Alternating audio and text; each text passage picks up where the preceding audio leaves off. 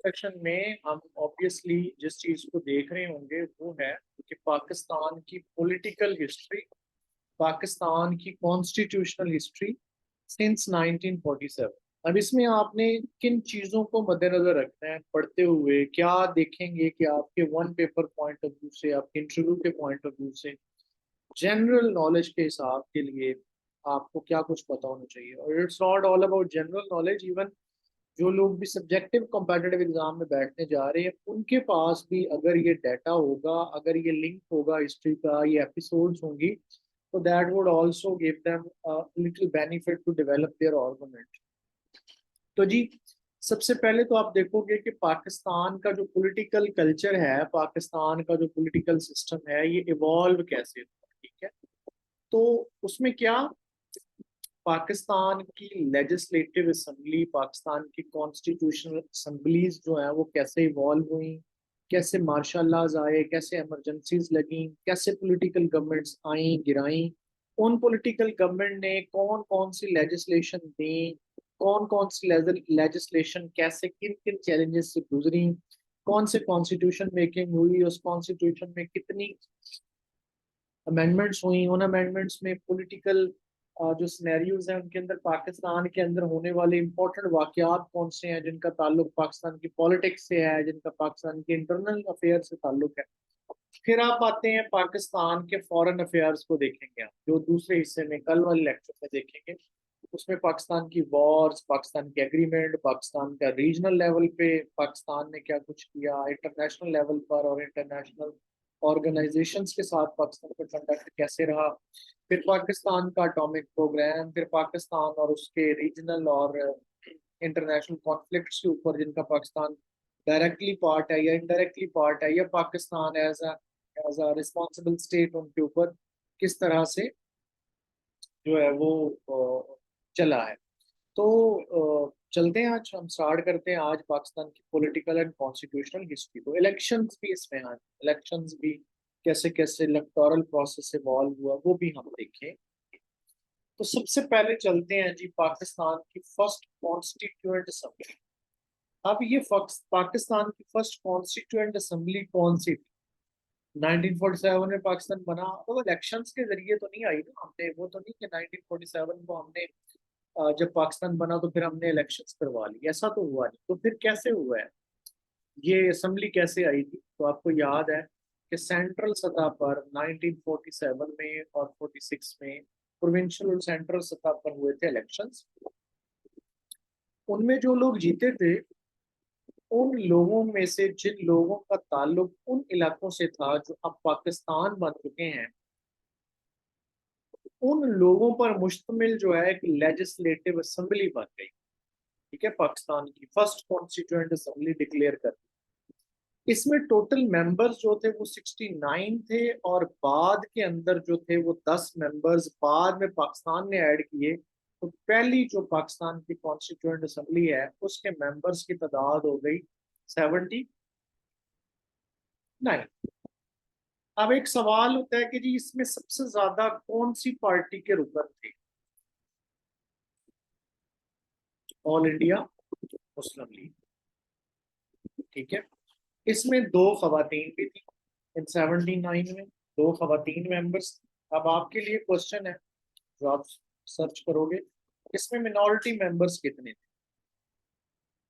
ठीक है, फिर एक सवाल है कि किस सूबे के उस वक्त पाकिस्तान के जो मेजरली चंद सूबे थे उनमें ईस्ट पाकिस्तान भी शामिल था, या आप कह रहे हो ईस्ट बंगाल भी शामिल था। तो पंजाब, सिंध, ईस्ट बंगाल, एनडब्ल्यूएफपी, बलूचिस्तान तो फिर बाद में वो पूरी की तरह इनकॉर्पोरेट हुआ। तो सबसे ज्यादा मेंबर्स कहाँ से थे? ठीक है, तो वो सबसे ज्यादा मेंबर जो थे वो ईस्ट पाकिस्तान, यानी कि बंगाल, ईस्ट बंगाल से। तो जी इसका पहला सेशन कब हुआ? इसका पहला सेशन का आगाज हुआ 10 अगस्त। कहाँ हुआ? Sindh assembly hall Karachi.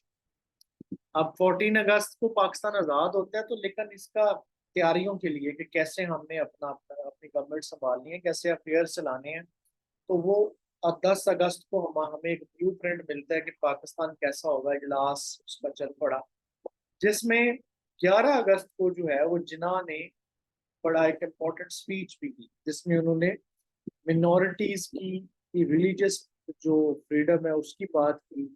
उन्होंने पाकिस्तान की जो लेजिस्लेटिव असेंबली है, कॉन्स्टिट्यूंट असेंबली है, उसकी ड्यूटी और राइट्स की बात की। उसने पाकिस्तान की फ्यूचरिस्टिक पाकिस्तान कैसा होगा उसके ऊपर बात की। 11 अगस्त का वो किताब, 11 अगस्त को ही जिन्ना को पाक असेंबली का पहला प्रेसिडेंट इलेक्ट कर लिया गया। अब जो वैसे जनरल एमसीक्यूज आता है ना, उसमें पूछते हैं कि who was the first speaker of national assembly of Pakistan. Pakistan की जो पहली असेंबली थी उसका पहला स्पीकर कौन था, तो मौलवी तमीजुद्दीन बताया जाता है। अगर आ जाए प्रेसिडेंट, प्रेसिडेंट से मुराद होता है असेंबली का जो लीडर ऑफ द हाउस होता है, तो वो जिन्ना थे। और अगर अब पूछा जाए कि हु इज, मिसाल के तौर पे अब तो नेशनल असेंबली हमारी डिसॉल्व होगी है कल, अगर पूछा जाए कोई इलेक्टेड प्राइम मिनिस्टर मौजूद हो कि who is the leader of the house, तो वो जो प्राइम मिनिस्टर होता है वो लीडर ऑफ द हाउस होता है। इसी तरह leader of the provincial house जो है वो सीएम होता है पाकिस्तान के अंदर।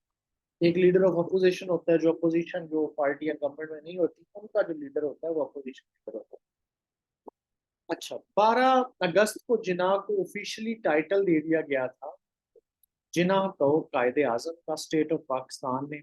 14 अगस्त को ट्रांसफर ऑफ पावर की सेरेमनी हुई कराची में, जिसमें लॉर्ड माउंट बैटन ने खिताब किया। लॉर्ड माउंट बैटन कौन था? Governor general, last viceroy of united subcontinent या ब्रिटिश इंडिया, और he was the first governor general of India as well. Governor general हमारे तो जिन्ना बन गए पहले, इंडिया का पहला governor general Lord Mountbatten. एक और सवाल यहाँ से इसी से रिलेटेड आप लोग जरा देखिएगा कि who was the first prime minister of India, और who was the longest prime minister of India. India भी हमारे क्योंकि नेबरिंग में है और हमारा बड़ा प्यारा दोस्त है, उसके ऊपर भी जनरल नॉलेज में ऐसे सवाल आते रहते हैं, क्योंकि इकट्ठा इवॉल्व किया ना हमारी डेमोक्रेसी और हम आज़ादी इकट्ठी हुई, तो रिलेटिवली उनके साथ हमारे सवाल हमारे जनरल नॉलेज के पेपर्स में आते रहते हैं, तो वो आपने देखना है। फिर पहला प्रेसिडेंट भी देख लिया करें, इंडिया का जो करंट प्रेसिडेंट होता है वो भी देख लिया करें, पहला मुस्लिम प्रेसिडेंट कौन था ये भी देख लिया करो। इंडिया के अंदर 4 से 5 मुस्लिम प्रेसिडेंट भी गुजरे हैं, और कांग्रेस के मुस्लिम प्रेसिडेंट्स के ऊपर भी सवाल आ चुके हैं। अच्छा चलो, अब 15 अगस्त को और इंडिया का जो यौम आज़ादी वो 15 अगस्त को है, क्योंकि जो उनकी ट्रांसफर ऑफ पावर की सेरेमनी है वो 15 अगस्त को न्यू दिल्ली में हुई।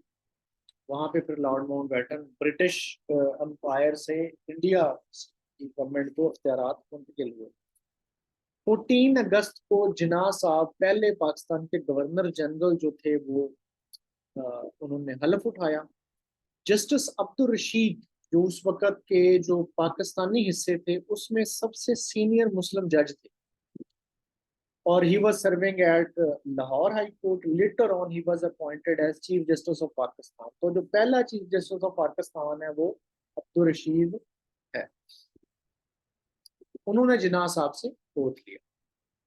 अच्छा, अब जो पहला इजलास है ना, इसकी एक कहानी सुनिएगा। जो पहला इजलास है उसमें जिन्ना साहब ने इजलास को प्रिजाइड करने के लिए, presiding officer of the first session को उन्होंने जुगंदर नाथ मंडल को इनवाइट किया, हु वाज फ्रॉम मिनॉरिटी। आप शो करने के लिए कि this Pakistan is going to be a safe place for the minorities, उनको किया। और वो पाकिस्तान के पहले वजीर कानून भी है, तो ये भी आप। और ये पाकिस्तान के पहले वजीर कानून है, ये कोई पता नहीं 50 में या 1949 में ये इंडिया के दौरे पे गए और फिर वापस नहीं आए, उधर ही रह गए। पता नहीं उनको आज के डॉलर का रेट का पता लग गया था कि 2023 में डॉलर इतने होना है पाकिस्तान। जिन्ना का टेनोर जो है वो, जिन्ना के टेनोर के अंदर इंपॉर्टेंट डेवलपमेंट कौन सी? तो सबसे पहले तो पाकिस्तान बन गया जी अक़वाम मुत्तहिदा का मेंबर, यूनाइटेड नेशन का। तो पता है किसी को कि यूनाइटेड नेशन कब वजूद में आई थी? 24 अक्टूबर 1945, और इसके फाउंडिंग मेंबर्स थे 50। पाकिस्तान ने इसको ज्वाइन किया जी 30 सितंबर को 56th मेंबर के तौर पर 23 सितंबर को वोटिंग हुई थी। वोटिंग क्या होती है कि जो यूनाइटेड जनरल असेंबली होती है, यूनाइटेड नेशन जनरल असेंबली, जिसमें हर अक़वाम मुत्तहिदा का मेंबर स्टेट जो होती है उसे वोट होता है, उसमें वोटिंग होती है किसी भी मेंबर को दाखिल होने के लिए। उसमें 23 सितंबर को वोटिंग हुई पाकिस्तान और यमन के ऊपर, और फिर पाकिस्तान को 30 सितंबर को हिस्सादार बना दिया गया अक़वाम मुत्तहिदा का बतौर मेंबर। एक कंट्री था जिसने पाकिस्तान की मुखालफत, इस कंट्री का नाम था अफगानिस्तान। वजह क्या थी? वो कहते हैं कि ये जो जी हमारा बॉर्डर है ना, ड्यूरेंट लाइन, हम इसको नहीं मानते, हमारे हिस्से पाकिस्तान के अंदर तक मौजूद है। तो इसने पाकिस्तान की मुखालफत की। फिर अगले दिन इसने अपना जो इख्तलाफ राय था वो वापस ले लिया था, ऑब्जेक्शन वापस ले लिया था एक दो दिन के बाद। अच्छा, अब मजीद और सवाल आपके इस तरह से हो सकते हैं कि first country to recognise Pakistan, जिसने पाकिस्तान को तस्लीम किया, ईरान। पहला non Muslim country to recognise Pakistan, USA. पहला कंट्री जहां पर पाकिस्तान के कोई लीडर, कोई वजीर आजम, सदर, गवर्नर जनरल दौरे पे गए, यूएसए। पाकिस्तान के अंदर सबसे पहले किस कंट्री का सरबराह आया? Iran, Shah of Iran.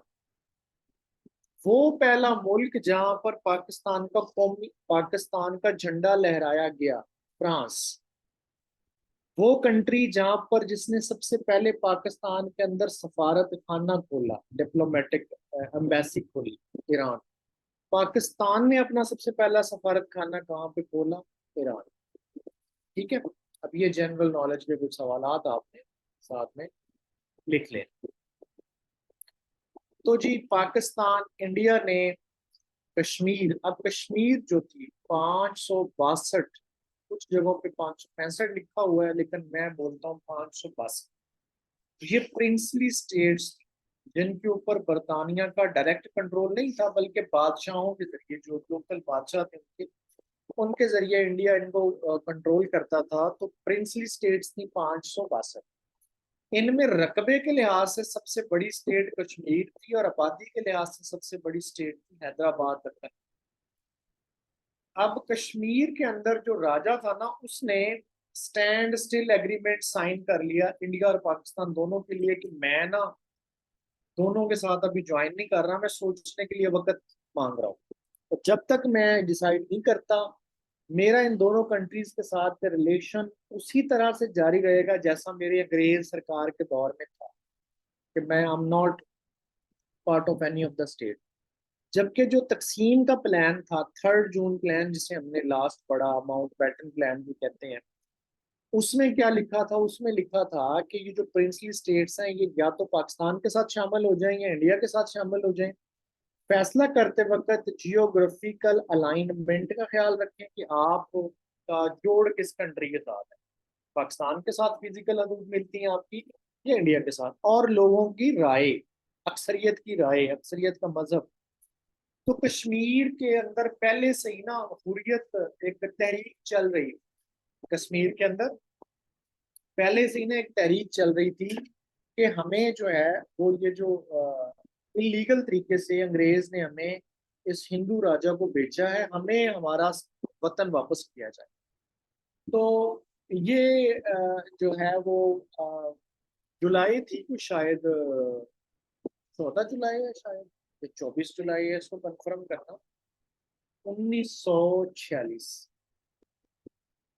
ठीक है, नहीं, 47, 1947, जुलाई 1947 में एक करारदाद पास होती है, जिसमें तमाम जो पॉलिटिकल पार्टीज हैं, मुस्लिम पॉलिटिकल पार्टीज, वो ऑल जम्मू हुर्रियत कॉन्फ्रेंस के नाम से पार्टी में एक करारदाद मंजूर करते हैं कि हमें आज़ादी चाहिए, हम आज़ाद होंगे, हमें ये उस डे को कश्मीर डे के तौर पर आज भी कश्मीरी मनाते हैं, अपना उनका। अच्छा, ये जनाब जब इसने राजा ने लंबा किया तो लोगों को हो गई शक, लोगों ने कहा कि he is not willing to share power. तो ये तो नहीं चाहता कि ये जो पावर है ये तकसीम हो या लोगों तक आए, या मतलब कि ये पाकिस्तान की तरफ नहीं जाना चाहता, ये अपने इक़्तिदार को प्रोलॉन्ग करना चाहता है, ये इंडिया की तरफ जाना चाहता है। तो लोग उसके खिलाफ उठ खड़े हुए, एहतजाज शुरू हो गए, उसने ब्रूटल फोर्स इस्तेमाल की। तो इधर से मुजाहिदीन फ्रॉम NWFP मुसलमानों की मदद करने के लिए कश्मीर में एंटर हो गए। जब वो कश्मीर में एंटर हो गए, राजा को अपना इख्तियार जो था वो खतरे में नजर आया, राजा साहब को अपना इख्तियार खतरे में नजर आया, तो उसने इंडिया से मदद मांग ली।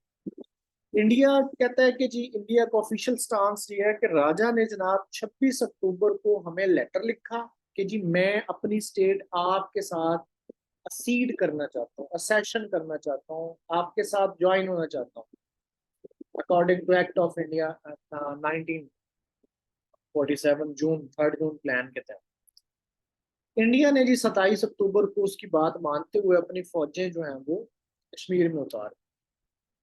लेकिन उस इंस्ट्रूमेंट में जो इंडिया क्लेम करता है उसमें लिखा है, और इंडिया के प्राइम मिनिस्टर ने भी अपनी पार्लियामेंट में तब बात की कि जैसे हालात बेहतर हो जाएंगे, ये खतरात टल जाएंगे, तो we will ask for a plebiscite, लोगों की राय जानेंगे कि वो क्या करना चाहते हैं, लोगों की राय के बगैर हम अपना इक़्तिदार मुसल्लत नहीं करेंगे।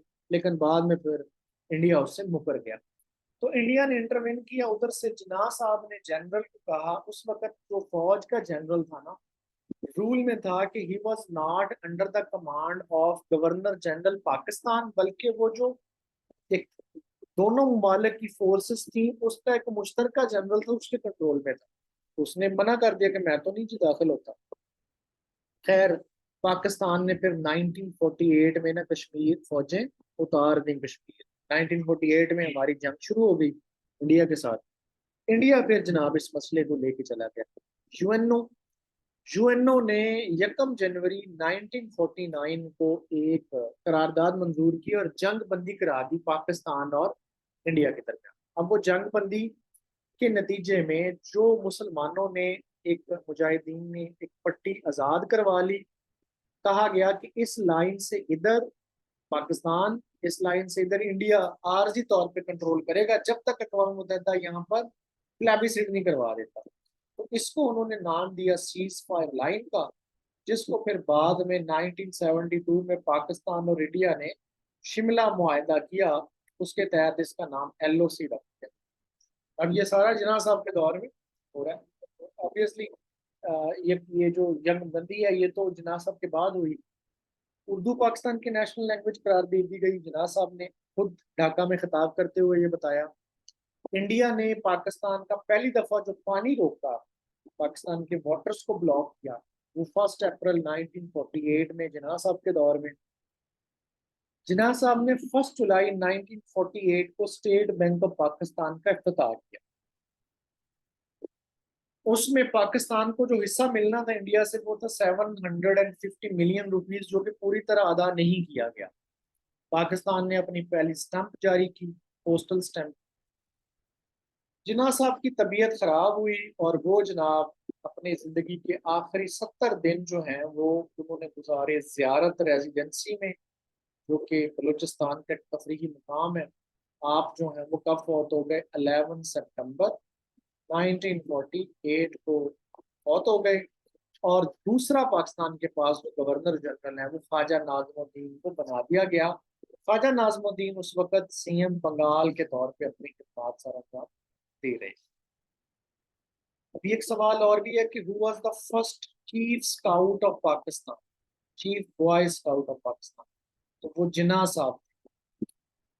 अच्छा, अभी एक और सवाल भी जो है वो मैं आगे करूंगा। लियाकत अली खान। अब अगला बात हम करेंगे लियाकत अली खान। लियाकत अली खान साहब कौन थे? लियाकत अली खान साहब जो थे वो पाकिस्तानी तहरीक पाकिस्तान के एक इम्पोर्टेंट रुकन थे। जिन्ना साहब ने इनको पहला, नवाबजादा लियाकत अली खान को पहला प्राइम मिनिस्टर अपॉइंट कर दिया, तैनात कर दिया। शुरू शुरू में इन्हें प्राइम मिनिस्टरशिप के अलावा फाइनेंस, डिफेंस और कश्मीर अफेयर के पोर्टफोलियो भी दे दिए गए। अच्छा, इससे पहले जब 1943 में एक इन टर्म गवर्नमेंट बनी थी, तो उस वक्त लियाकत अली पाकिस्तान के ये उसमें मैंने बताया था लेक्चर में, शायद 5 लोग थे जो पाकिस्तान मुस्लिम लीग के जो मिनिस्टर्स बने थे, 3 थे या 5 थे, कंफर्म कीजिएगा। उसमें लियाकत अली खान के पास जो पोर्टफोलियो था, ओहदा था, वो था फाइनेंस का। अच्छा, अब लियाकत अली खान साहब के टेनोर में ना, जो पहली कैबिनेट है ना, वो बड़ी जरूरी है हमें देख कि पहली कैबिनेट का हमें पता होना चाहिए। तो ये आपको मैं टास्क दे रहा हूँ कि लियाकत अली खान की पहली कैबिनेट आप बनाएंगे, कि how many members in the first cabinet of Pakistan. जो पहली कैबिनेट पहले दिन अनाउंस हुई, उसमें कौन कौन मेंबर थे और उनको कौन कौन से पोर्टफोलियो दिए गए। फिर बाद में वो तब्दीलियां होती रही 6 6 महीने बाद, लेकिन सिर्फ आप पहला याद रखें कि पाकिस्तान का पहला हेल्थ मिनिस्टर, पाकिस्तान का पहला लेबर मिनिस्टर, कम्युनिकेशन मिनिस्टर और एजुकेशन मिनिस्टर, ये कौन कौन। ठीक है, उसमें राजा गजनफर अली थे, उसमें अब्दुल रब निश्तर थे, फजलुर रहमान थे, और ये कुछ लोग थे। ठीक है, फिर बाद में जैसे ये लियाकत अली खान ने पहले ये इतने पोर्टफोलियो अपने पास रखे, तो उसके बाद जो फिर आहिस्ता आहिस्ता लोग आते गए, उनको हम बताते जाएंगे कि ये पहला मिनिस्टर था। लाइक के फाइनेंस मिनिस्टर पहला जो था वो जफरुल्ला खान था, सॉरी, गुलाम मोहम्मद था। और पहला हमारा वजीर खारजा जफरुल्ला था। तो अच्छा, लियाकत अली खान के दौर के अंदर जो चीज सबसे जरूरी, सबसे मशहूर चीज है ना, वो ये है कि जी एक तो इन्होंने ना लियाकत नेहरू पैक्ट साइन किया इंडिया के साथ, अप्रैल 1950। इस मुआहदे के तहत पाकिस्तान और इंडिया ने एग्री किया कि हम एक दूसरे के जो लोग हैं, जो मुहाजिरीन हैं, उनकी सेटलमेंट में किरदार अदा करेंगे। अगर पीछे किसी की कोई प्रॉपर्टी का इशू है, कोई ऐसा इशू है, उसको प्रोटेक्शन करेंगे, उसको हक देंगे। और वहां पे जो दोनों कंट्रीज में मौजूद मिनोरिटीज हैं, उनकी प्रोटेक्शन को इंश्योर करेंगे। इसको कहते हैं लियाकत नेहरू पैक्ट, अप्रैल 1950। एग्जैक्ट डेट आप इसकी देख। और ये जब हम पाकिस्तान के एग्रीमेंट्स पढ़ेंगे, उसमें फिर इसकी डिटेल भी पढ़ेंगे, उसमें डेट भी आ जाएगी, इसकी शिकें भी आ जाएगी। और दूसरा इंपॉर्टेंट काम जो इनके दौर में हुआ ना जी, वो हुआ ऑब्जेक्टिव रेजोल्यूशन का, करारदादे मकासद। ये वो पहली एफर्ट थी जिसके तहत पाकिस्तान ने ये अडॉप्ट कर लिया कि हमारा जो फ्यूचर का कॉन्स्टिट्यूशन है ये कैसा होगा। इसमें इस्लामी रंग नजर आता है हमें कॉन्स्टिट्यूशन। सॉवरेनिटी अल्लाह के पास होगी, और कोई लॉ इस्लाम के खिलाफ नहीं बनेगा। हेड ऑफ द स्टेट मुसलमान होगा, वजीर आजम मुसलमान होगा। जमहूरियत को लेके चलेंगे हम, पार्लिमानी जमहूरियत, इस तरह की शिकें। ये पास होती है 12 मार्च 1949 को। वेरी वेरी इंपॉर्टेंट डेट, बहुत इंपॉर्टेंट डेट है, इसको हिफज कर लीजिएगा, बड़ा इंपॉर्टेंट सवाल आता है। उसके बाद जी लियाकत अली खान जनाब है का टेनोर एंड होता है 16 अक्टूबर 1951 को, जब लियाकत अली खान को मौके पर जो है वो शहीद कर दिया जाता है। ठीक है, लियाकत बाग में रावलपिंडी में एक शख्स गोली मारता है जिसका नाम होता है सैयद अकबर या साद अकबर। ठीक है, अब वहां पर मौजूद पुलिस ऑफिसर जो है, वो सैयद अकबर को मौके पर गोली मार देता है। वहां पे जो डीएसपी मौजूद है जिसने ये मौके पे गोली मारी, वो या फादर है या ग्रैंड फादर है, I'm not श्योर किसके। जलील गिलानी, ये भी जिनको नामजद किया जा रहा है पाकिस्तान के प्राइम मिनिस्टर के तौर पर। ठीक है, अभी जो निगरान वजीर आजम के तौर पे जिनको लगाया जा रहा है, सुनी अभी कंफर्म तो नहीं हुआ, मुल्तान के। तो और ये ऐसा हुआ कि जिस शख्स को पुलिस पकड़ सकती थी उसको मौके पे मार दिया गया। अब जब मर गया तो शवाहिद तो मिट गए कि क्यों मारा गया लियाकत अली खान को, आज तक ये रिजॉल्व नहीं हुआ। लियाकत अली खान पाकिस्तान के पहले प्राइम मिनिस्टर, अल्लाह को प्यारे हो गए। अब who became the next prime minister of Pakistan. Liaquat Ali Khan जब अल्लाह को प्यारे हुए तो नेक्स्ट प्राइम मिनिस्टर हमारे पास आ गए ख्वाजा नाज़िमुद्दीन। ये यार ख्वाजा नाजमुद्दीन तो गवर्नर जनरल था, ये प्राइम मिनिस्टर बन गया तो गवर्नर जनरल कौन बन गया? गुलाम मोहम्मद, अब ब्यूरोक्रेट। ये जनाब हमारे नेक्स्ट क्या बन गए? Governor general. अब कितना गवर्नर जनरल आ गया? तीसरा। प्राइम मिनिस्टर कितना आ गया? दूसरा। चलते हैं नेक्स्ट। अभी तक कोई दिक्कत, कोई परेशानी?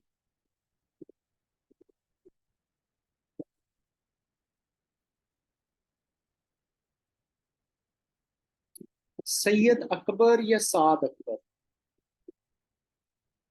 इंटर्न गवर्नमेंट का पिछले चैप्टर में था, ठीक है। जो पिछला लेक्चर था हमारा, उसमें एक आर्ज गवर्नमेंट बनी थी, अबूरी हुकूमत 1943। तो उसमें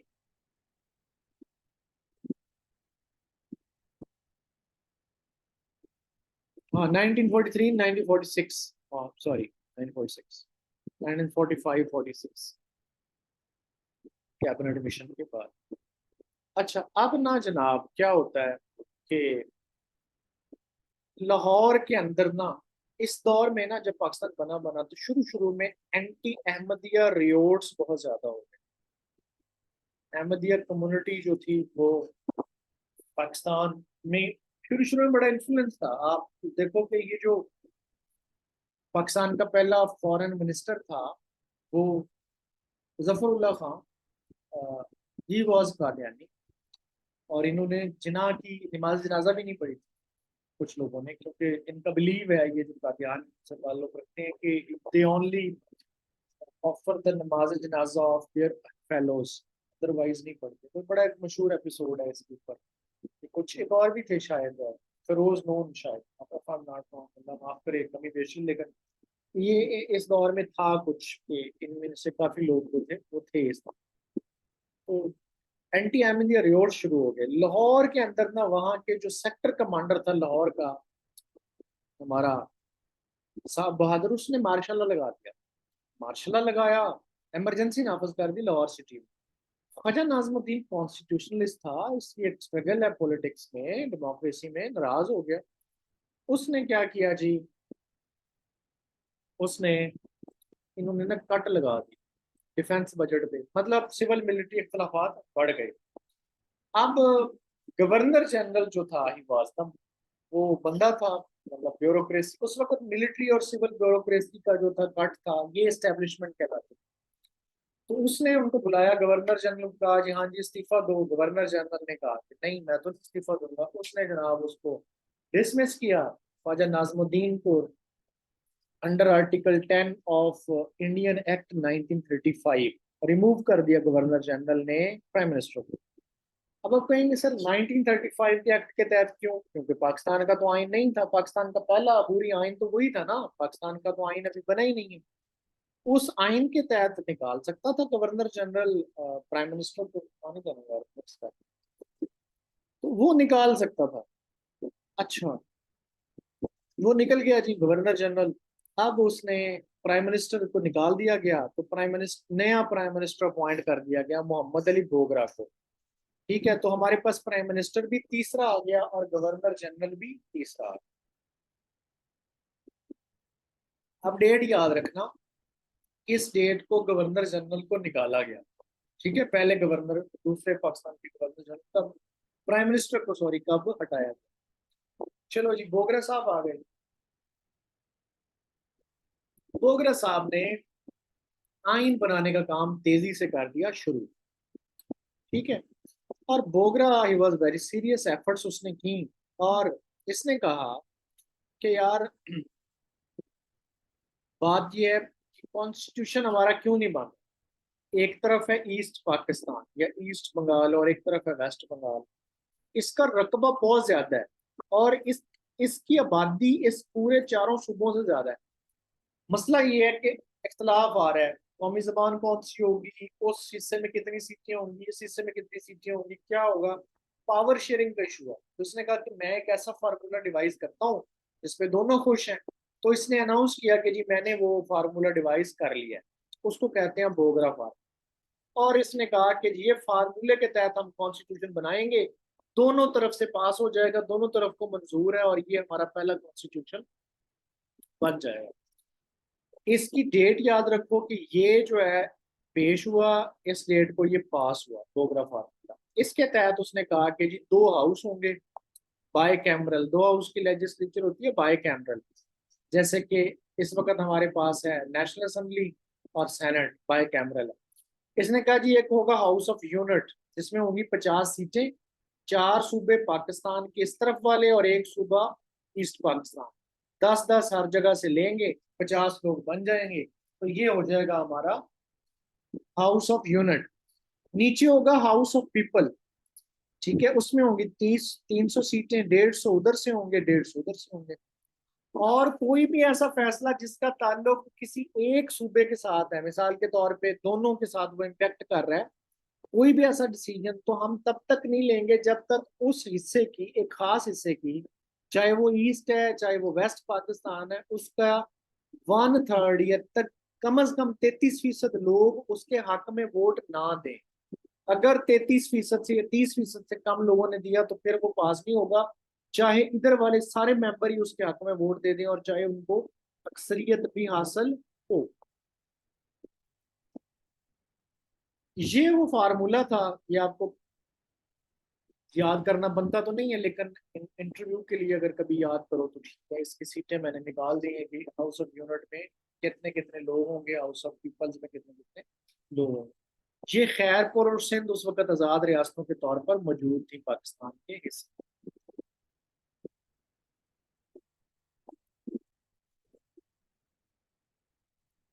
अच्छा, उसके बाद पाकिस्तान बनने के बाद फौरन बाद जो पहले सूबाई इलेक्शन होते हैं ना, वो होते हैं 1954 में ईस्ट पाकिस्तान, ईस्ट बंगाल। उधर बड़ा अजीब होता है। उधर ये होता है कि जनाबे वाली 223 सीटें जीत लेता है जुगतू फ्रंट। ये बंगाली नेशनलिस्ट पार्टियों का ग्रोह होता है। और मुस्लिम लीग सिर्फ जीतती है 10 सीटें। वो मुस्लिम लीग जो कि फाउंडर ऑफ पाकिस्तान है, जिसके ज्यादातर मेंबर थे उस वक्त जब पाकिस्तान बना। तो आप यहाँ से अंदाजा लगाएं कि how much popularity of Muslim league departed after 1947, after the departure of Jinnah, after the departure of Liaquat Ali Khan. तो इन्होंने क्या किया था, ये जो जुगतू फ्रंट था, इन्होंने अपनी कंपेन इस बात पे लड़ी थी कि जी अगर हम जीत गए तो हम बंगाली नेशनलिज्म के लिए काम करेंगे, सूबाई खुद मुख्तियारी के लिए काम करेंगे। तो इसका मतलब है यहीं से जो बीज थे ना प्रोविंशियलिज्म के, वो फूटना शुरू हो गए। वैसे तो तब से ही हो गए थे जब जिन्ना ने कहा था कि बंगाली हमारी नेशनल लैंग्वेज सिर्फ हमारी उर्दू होगी। और जो ढाका यूनिवर्सिटी के स्टूडेंट्स थे उन्होंने एहतजाज किया था यूनिवर्सिटी में। अच्छा, खैर अब ये, अब इधर से एक दावा आने लग गया कि यार ऐसे करें कि ये असेंबली जो है ना, नेशनल असेंबली, इसको डिसॉल्व करें। इस पे तो लोगों का एतमाद ही नहीं रहा, क्योंकि इसमें ज्यादातर मुस्लिम लीग के लोग मौजूद हैं और मुस्लिम लीग को ईस्ट पाकिस्तान में शिकस्त हो गई। तो डिसॉल्व करें असेंबली। लेकिन इस बात पे कान नहीं धरे गए और बोगरा ने इसको रिबट किया। अच्छा, अब क्या हुआ? अब ये हुआ कि असेंबली जो थी ना, national assembly, legislative assembly, constitution assembly, उसको लगा कि यार ये जो गवर्नर जनरल का इख्तियार है ना, गवर्नर जनरल साहब का, कि वो असेंबली को, प्राइम मिनिस्टर को उड़ा सकता है, असेंबली को उड़ा सकता है, इसके अंदर अमेंडमेंट करते हैं। तो उन्होंने अमेंडमेंट प्रपोज की कि गवर्नर जनरल अपनी जवाबदीद पे प्राइम मिनिस्टर को नहीं हटा सकता, असेंबली को बर्खास्त नहीं कर सकता। तो जनाब वाला अमेंडमेंट पास हो गई। गवर्नर जनरल ने क्या किया, 24 अक्टूबर 1954 को गवर्नर जनरल गुलाम मोहम्मद ने असेंबली तोड़ दी, डिसॉल्व कर दी। पहली असेंबली डिसॉल्व कर दी। तो स्पीकर था असेंबली का जिसका नाम है तमीजुद्दीन, मौलवी तमीजुद्दीन। मौलवी तमीजुद्दीन साहब ना क्या किया, मौलवी तमीजुद्दीन साहब ने ना जी, ये चले गए Sindh high court. Sindh high court गए और कहा कि जनाब वाला गवर्नर जनरल ने आइन की खिलाफ वर्जी की है, इसको तो हक ही हासिल नहीं है जो ये हक मांग रहा है, जो ये पावर एक्सरसाइज कर रहा है, ये पावर तो इसके पास है ही नहीं, उस पर तो हमने तरमीम कर दी, अमेंडमेंट कर दी। ये तो अब प्राइम मिनिस्टर को नहीं हटा सकता, ये तो असेंबली को नहीं तोड़ सकता।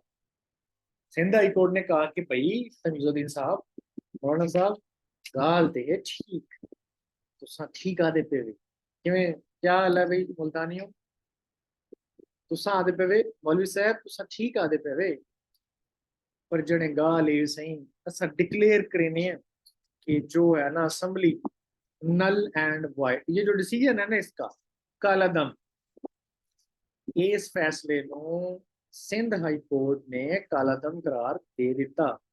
ਕਾਲਾਦਮ ਕਰਾਰ ਦੇ ਦਿੱਤਾ ਤੇ मौलवी साहब ने पंगड़ा शंगड़ा पाना शुरू कर दिता कि ठीक है जी, मतलब बल्ले बल्ले हो गई। लेकिन बात इतनी सीधी सी नहीं थी। गवर्नर जनरल जो था ना वो ले गया केस को उठा के फेडरल कोर्ट में, उस वक्त सुप्रीम कोर्ट नहीं तो फेडरल कोर्ट, फेडरल कोर्ट में गया। फेडरल कोर्ट में 5 जजों ने इस केस को सुना लाहौर में। उस बेंच की सरबराही कर रहा था जस्टिस मुनीर। जस्टिस मुनीर ने कहा कि जी बात बात यह है कि भाई बात नू है कि ये जो सिंध हाई कोर्ट ने फैसला सुनाया है ना, फैसला क्या दिया है कि भाई इसका इख्तियार हासिल नहीं है, क्योंकि वो अभी अमेंडमेंट हो चुकी है, वो पावर्स गवर्नर जनरल की खत्म हो गई है। उन्होंने कहा कि बात यह है कि जो अमेंडमेंट हुई है उन पर तो गवर्नर जनरल के साइन ही को नहीं, दस्तखत ही को नहीं उस पर, तो वो तो अभी अमेंडमेंट हुई नहीं, लीगली तौर पर वो तो अभी अमेंडमेंट ही नहीं है। इसका मतलब है वो कानून का हिस्सा नहीं बनी, लिहाजा अभी गवर्नर जनरल के पास क्या मौजूद है, हक मौजूद है, वो कर सकता है, भाई उसको इख्तियार हासिल है अभी। तो असेंबली टूट गई, मतलब फाइनल खत्म। फेडरल कोर्ट ने फैसला दे दिया। अब इसके ऊपर जो मारूजी के पॉइंट हैं वो जरा देख लेंगे। ये है डिसीजन 1955 में आया, 5 रुकनी जजेस थे, और जो फैसला आया वो 4-1 की अक्सरियत से आया। जो एक जस्टिस जिसने इख्तिलाफी नोट लिखा वो था AR कॉर्नीलियस। ठीक है, ये पाकिस्तान के चीफ जस्टिस भी रहे हैं। तो फैसला आ गया जी, खैर बात खत्म हो गई। लेकिन यहाँ पे तो और मसला पैदा हो गया भाई। वो मसला ये है कि जब से पाकिस्तान बना उस वक्त से जितनी अमेंडमेंट्स हुई उसमें से मोस्टली पर गवर्नर जनरल के साइन नहीं। ठीक है, अब गवर्नर जनरल के साइन नहीं थे, लिहाजा वो कवानीन नहीं थे। अब वो लैप्स भी हो गए थे। गवर्नर जनरल के पास एक टाइम होता है ना साइन करने का, जितने दिन असेंबली उसको बिल भेजती है। आजकल उसके पास है 14 दिन है या 10 दिन है, शायद 10 दिन है, कि 10 दिन के अंदर वो सब वो दस्तखत करेगा कानून पर जो पार्लियामेंट ने पास करके उसको भेजा है, नहीं तो अल्टीमेटली जो है वो कानून बन जाएगा। तो अब वो असेंबली भी नहीं है जो उसको दोबारा भेजे, टाइम भी लैप्स हो चुका है। तो जनाब अब क्या करें। अब गवर्नर जनरल साहब ने हमारी मोहतरम अदलिया से दरखास्त की तो भाई बस ये एक कॉन्स्टिट्यूशनल डेडलॉक पैदा हो गया है। अब इस डेडलॉक को खत्म कैसे करें, मेहरबानी करें, कोई रास्ता दें हमें। सोने मेरे सोने मोने चीफ जस्टिस, हमने कोई राह दिखाओ, हमने कोई राह दिखाओ। तो वो कहते हैं मतलब गवर्नर जनरल साहब, मैं हाजिर, हम हम तो पैदा ही आपके लिए हुए हैं। और ये तारीख में है भी पाकिस्तान की ऐसा, जब जब हमारी अदलिया को बुलाया गया है उन्होंने लबैक कही है, कहा जी हाजिर सही, जैसे कहें। तो चलो जी, बुला लिया। तो उसने कहा कि जी ऐसे करें, आप कॉन्स्टिट्यूशनल जो है कन्वेंशन बुलाएं, उसमें जो लोग शरीक होंगे वही आपकी दूसरी पार्लियामेंट बन जाएंगे। गुड भाई। तो जी वो अच्छा, वो कॉन्स्टिट्यूशन कन्वेंशन कैसे बुलाएं, आप सूबों को कहें कि अपने इतने इतने बंदे भेजो, सूबे बंदे भेज देंगे, आप उनकी सेकंड असेंबली बना दो। तो इस तरह हमारी सेकंड असेंबली बन गई, इलेक्शन नहीं हुआ। जनरल, हाँ गवर्नर जनरल, मतलब आज का जो सदर है उस वक्त का गवर्नर जनरल का होता था, बस खत्म होने वाला ही है इसकी गवर्नर जनरलशिप। अच्छा, इस वक्त तक ना, अब क्या हुआ कि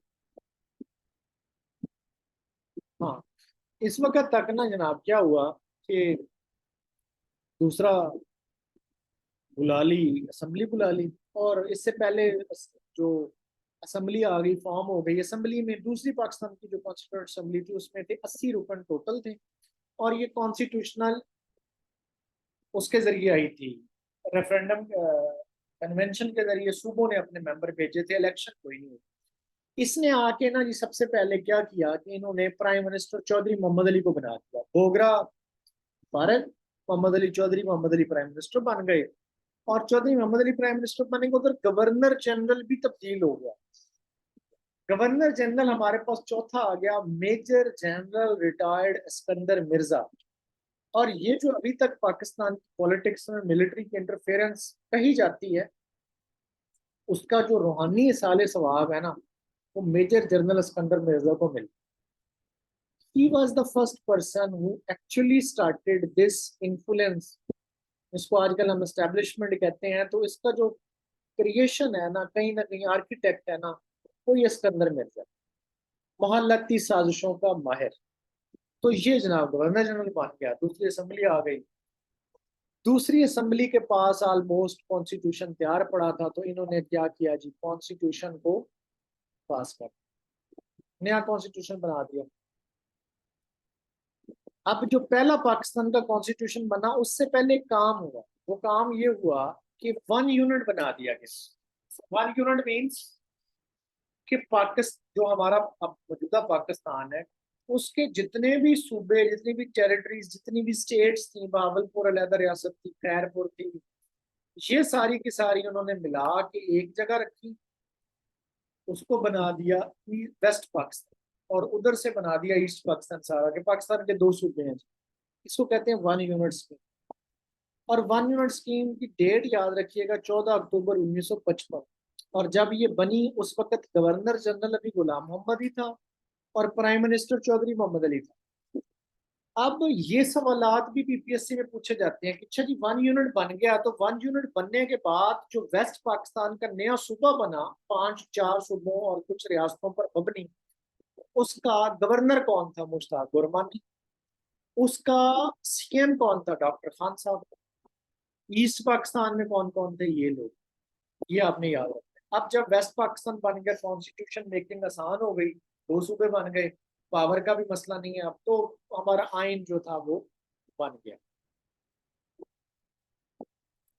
तो जी ये कॉन्स्टिट्यूशन हमारा पास हुआ 23 मार्च 1956 को, आजादी के 9 साल के बाद। और इंडिया ने 1951 में अपना कॉन्स्टिट्यूशन बना लिया। ठीक है, तो 9 साल बाद बना। अब जो कॉन्स्टिट्यूशन जितने भी आएंगे, अभी जब हम पढ़ेंगे तो जितने भी कॉन्स्टिट्यूशन आएंगे ना यार, उनका आपने क्या करना है, उन कॉन्स्टिट्यूशन का ना आपने टोटल आर्टिकल, उसके पार्ट्स, और वो कब इन्फोर्स हुआ, कौन प्रेसिडेंट था, कौन प्राइम मिनिस्टर था, ये आपने याद रखना। तो इस वक्त चौधरी मोहम्मद अली प्राइम मिनिस्टर था, सिकंदर मिर्जा हमारा गवर्नर जनरल था चौथा। अब जब कॉन्स्टिट्यूशन बन गया तो गवर्नर जनरल का ओहदा फारग हो गया, सदर का ओहदा क्रिएट हुआ। तो पहला सदर कौन बना? सिकंदर मिर्जा। ठीक है, हमारे पास गवर्नर जनरल कितने हुए अब?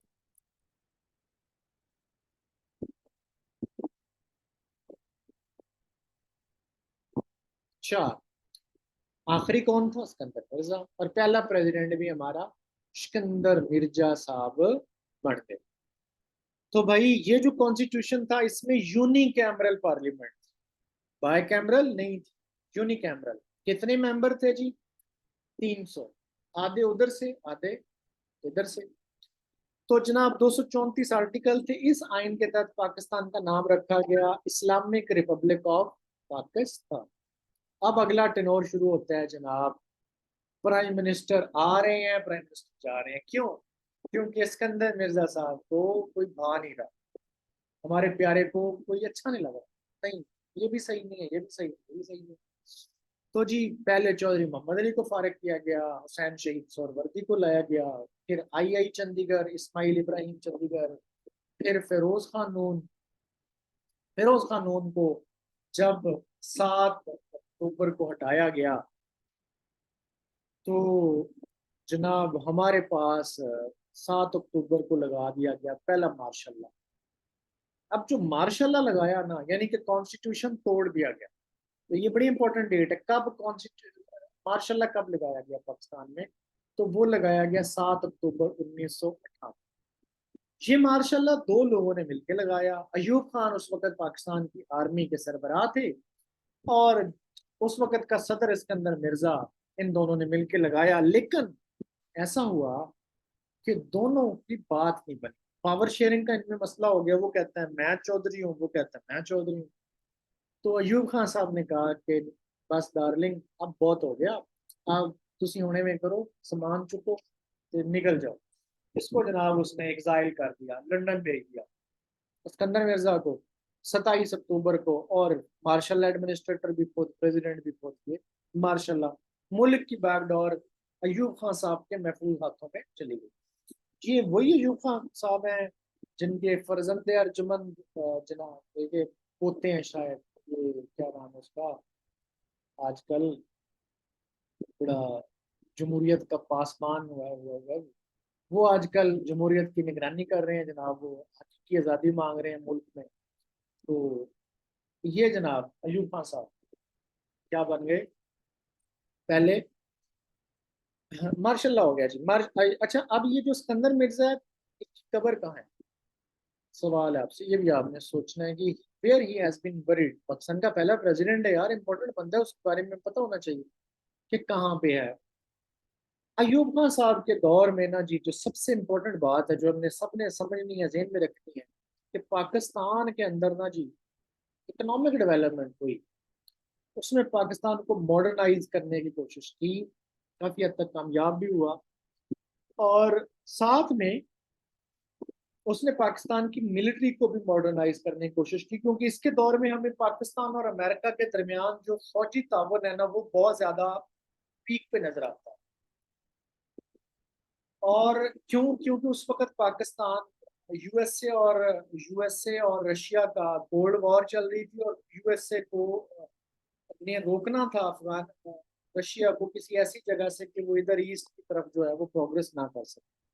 बार कैफ, अब यहाँ से अगला पाकिस्तान के अंदर जो नेक्स्ट चार मार्शल्लाज हैं, अयूब खान, याहिया, ज़ियाउल हक साहब और मुशर्रफ, ये फिर हम पढ़ेंगे कब कब लगे इन्होंने, ये मार्शल्लाज हैं। वैसे कौन मुशर्रफ ने पूरे का पूरा आइन बर्खास्त नहीं किया था, बल्कि उसने उसके कुछ हिस्सों को तोड़ा था, पूरे का पूरा आइन उसने सस्पेंड नहीं किया था।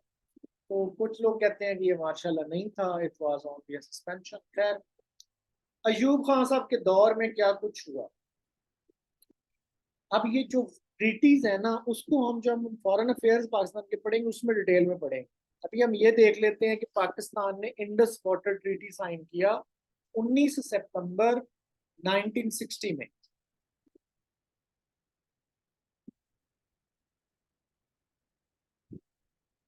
इसके तहत पाकिस्तान ने 3 दरिया पाकिस्तान के पास आ गए, 3 दरिया इंडिया के पास चले गए। डिटेल्स हम पढ़ेंगे हमारे जो कौन सा चैप्टर होगा, एग्रीमेंट्स वाला, फॉरेन एग्रीमेंट। उसके बाद अयूब खान साहब ने अपना एक प्रेसिडेंशियल रेफरेंडम भी कराया। क्या आप इस्तेहकाम पाकिस्तान के लिए अयूब खान साहब को नेक्स्ट 5 साल के लिए सदर पाकिस्तान देखना चाहते हैं?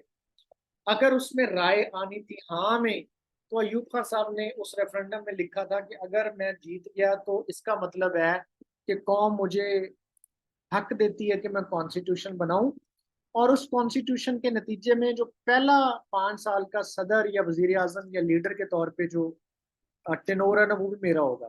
ये टर्म्स एंड कंडीशंस थी रेफरेंडम। अब रेफरेंडम करवाने से पहले उसने क्या किया जी, उसने बेसिक डेमोक्रेसी ऑर्डिनेंस ला लेके आया 1959 में।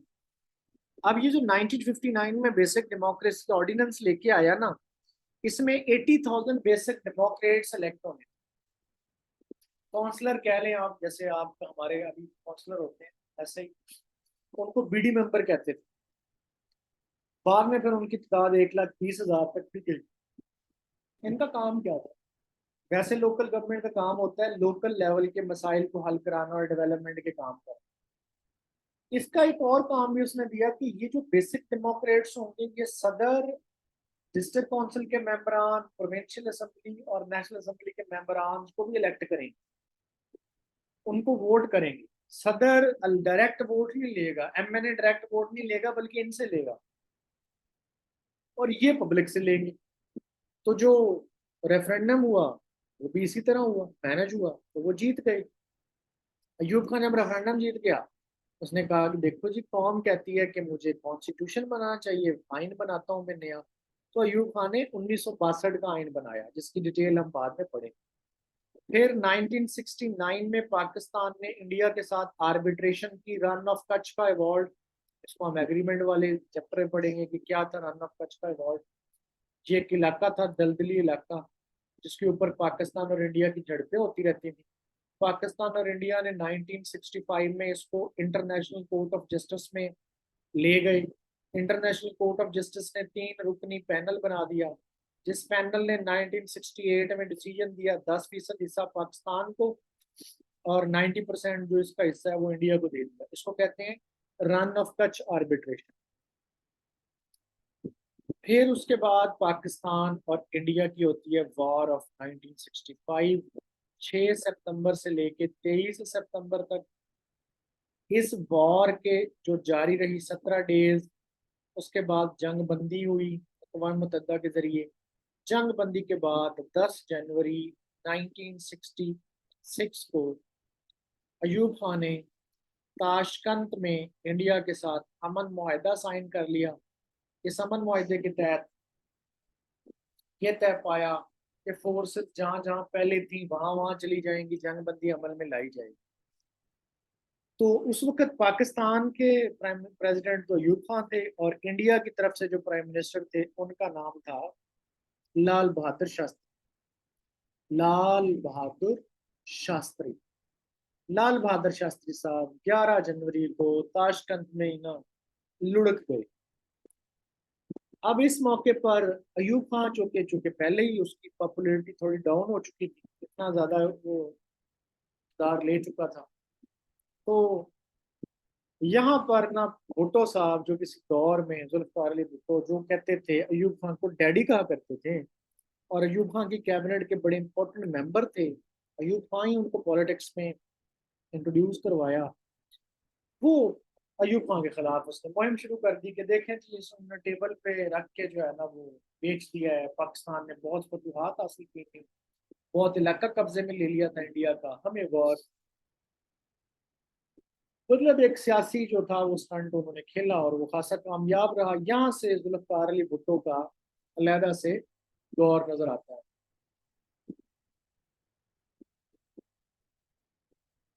यहाँ पर हमें तीसरी लेजिस्लेटिव असेंबली नजर आती है पाकिस्तान। ठीक है। अब तीसरी लेजिस्लेटिव असेंबली भी अयूब खान साहब के दौर में, वो तरीका मैंने आपको बताया असेंबली के इलेक्शन का। तो 1962 के मार्च में इलेक्शन हुए। इलेक्शन के बाद मौलवी तमीजुद्दीन एक दफा फिर हमारे स्पीकर बन गए।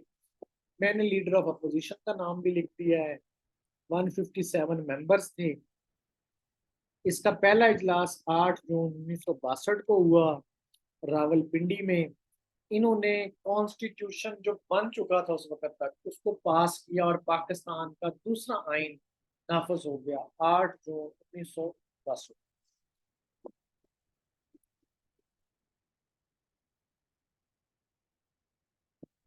अब ये जो 1962 का आइन है, इसके बैकग्राउंड रेफरेंडम है जो कि अयूब खान जीते।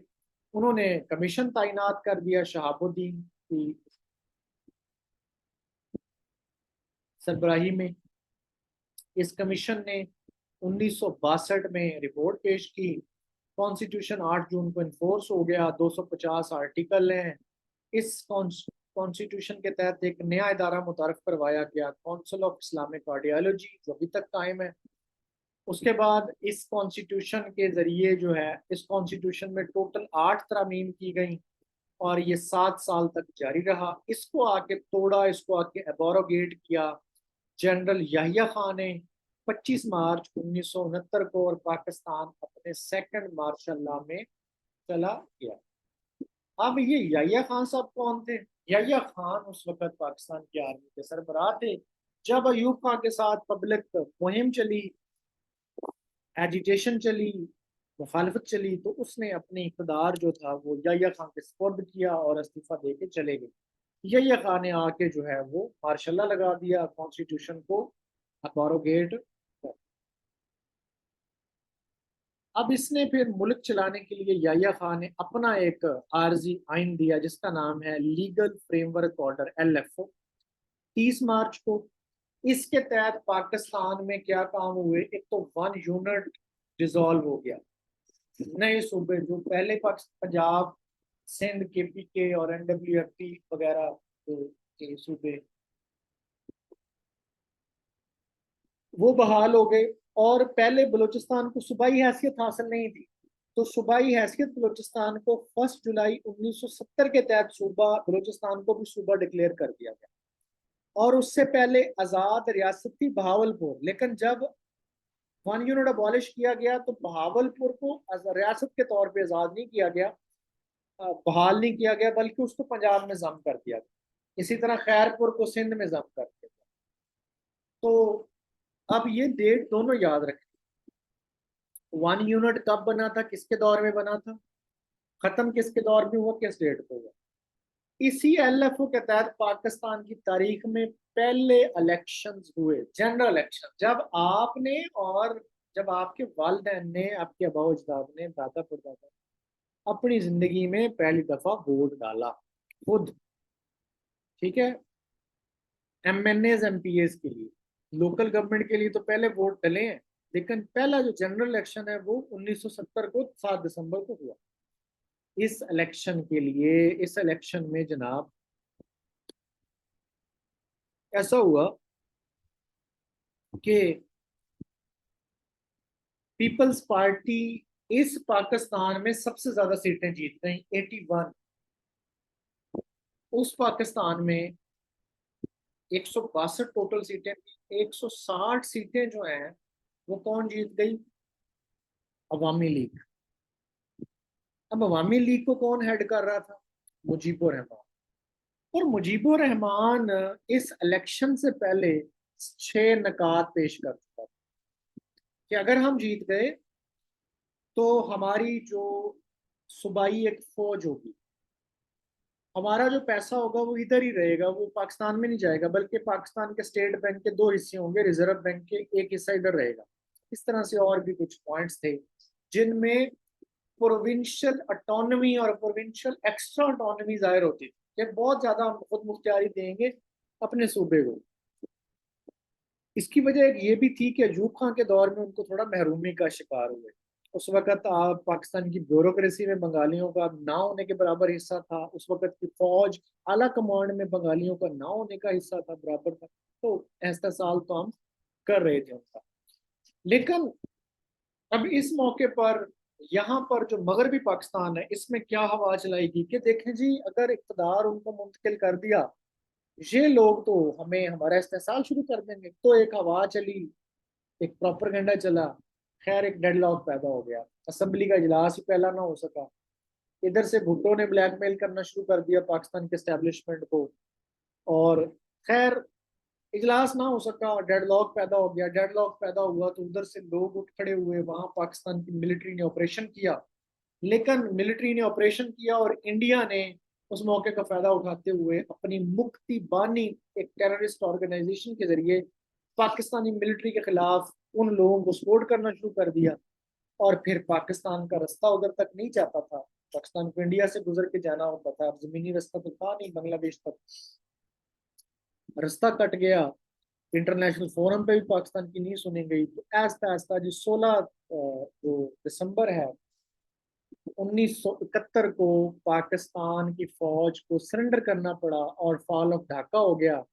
और फॉल ऑफ ढाका हुआ तो बांग्लादेश जो था वो हमसे अलग हो गया। तो इसके बाद जो जनरल याह्या खान थे उसने भुट्टो को इक़्तिदार दिया और खुद 20 दिसंबर 1971 को अलहदा हो। अब एक सवाल जहन में रखेंगे, बांग्लादेश का यौम आज़ादी कौन सा दिन है, सोचो कौन सा दिन होगा। बांग्लादेश अपना यौम आज़ादी किस दिन को मनाता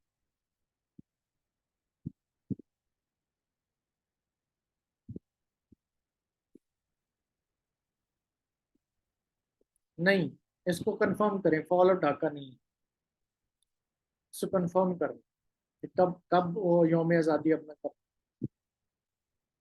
अब जनाब हमारे पास आ गए हमारे प्यारे भुट्टो साहब। भुट्टो साहब वॉज अ shrewd पॉलिटिशियन। इनके जो वालिद थे Shah Nawaz Bhutto, he was prime minister in the princely state of Junagadh. Junagadh की रियासत थी जिसने सबसे पहले पाकिस्तान के साथ इल्हाक का ऐलान किया, लेकिन इंडिया ने उसको पाकिस्तान के साथ इल्हाक होने नहीं दिया। सक्सेसफुली फिर पाकिस्तान के साथ पहला इल्हाक करने वाली रियासत बहावलपुर, ऐलान पहले उन्होंने किया था। उस वक्त का जो प्राइम मिनिस्टर था वो जूनागढ़ का, वो शाहनवाज भुट्टो, जुल्फिकार अली भुट्टो का वालिद था।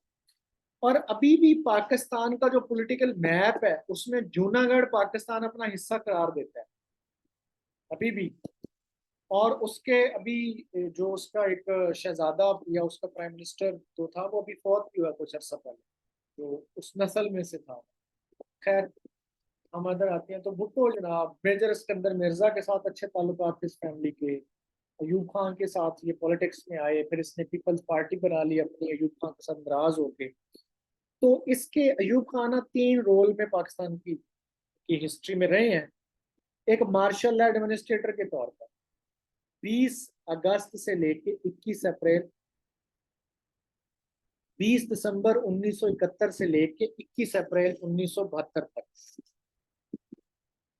ठीक है।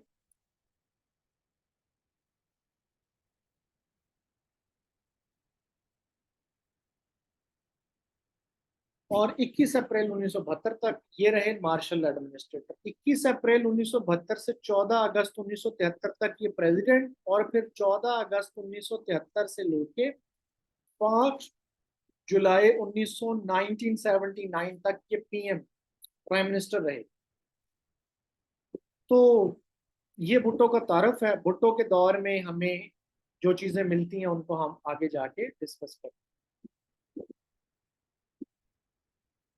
भुट्टो के दौर में जनाब एक तो हुई नेशनलाइजेशन।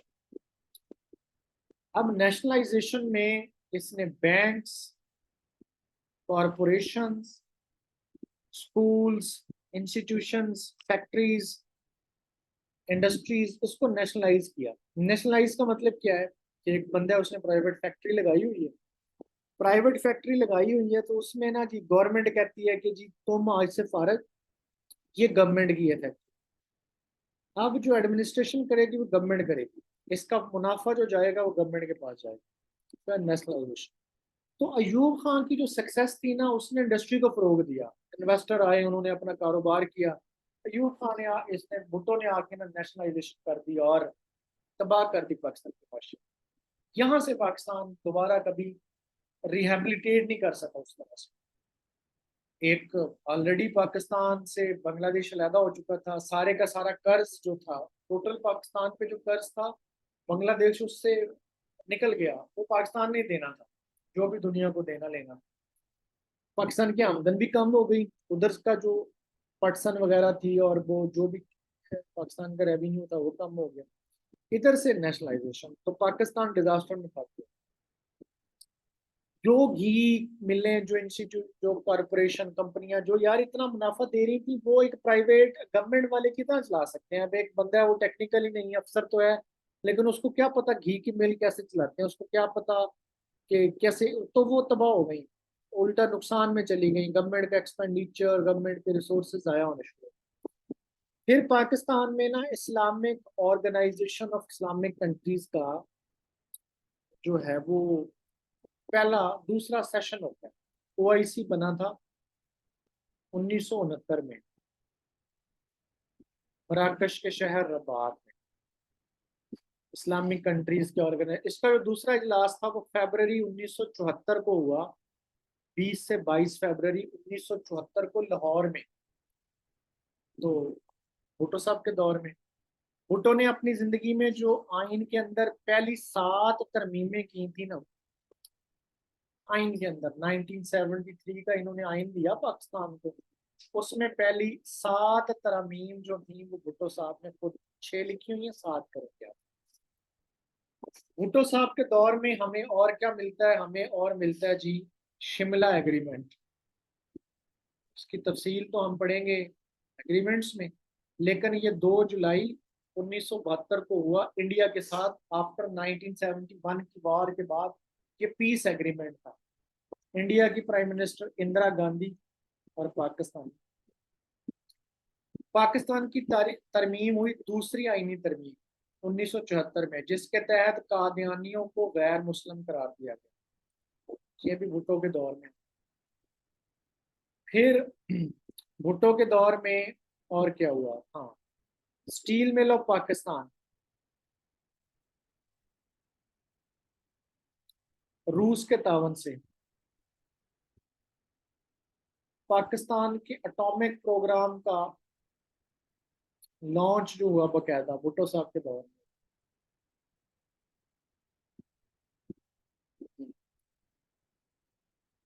अच्छा, इसके बाद भुट्टो साहब वॉज ए सिविल,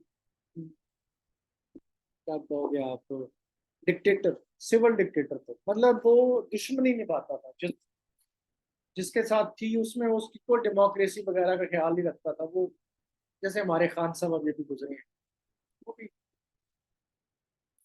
उनको जो भाग गई है ना, फिर वो कहते हैं कि कोई नहीं, इसमें ताकत का इस्तेमाल होता है, पॉलिटिक्स इस्तेमाल है कि नहीं है, बस करो जो है।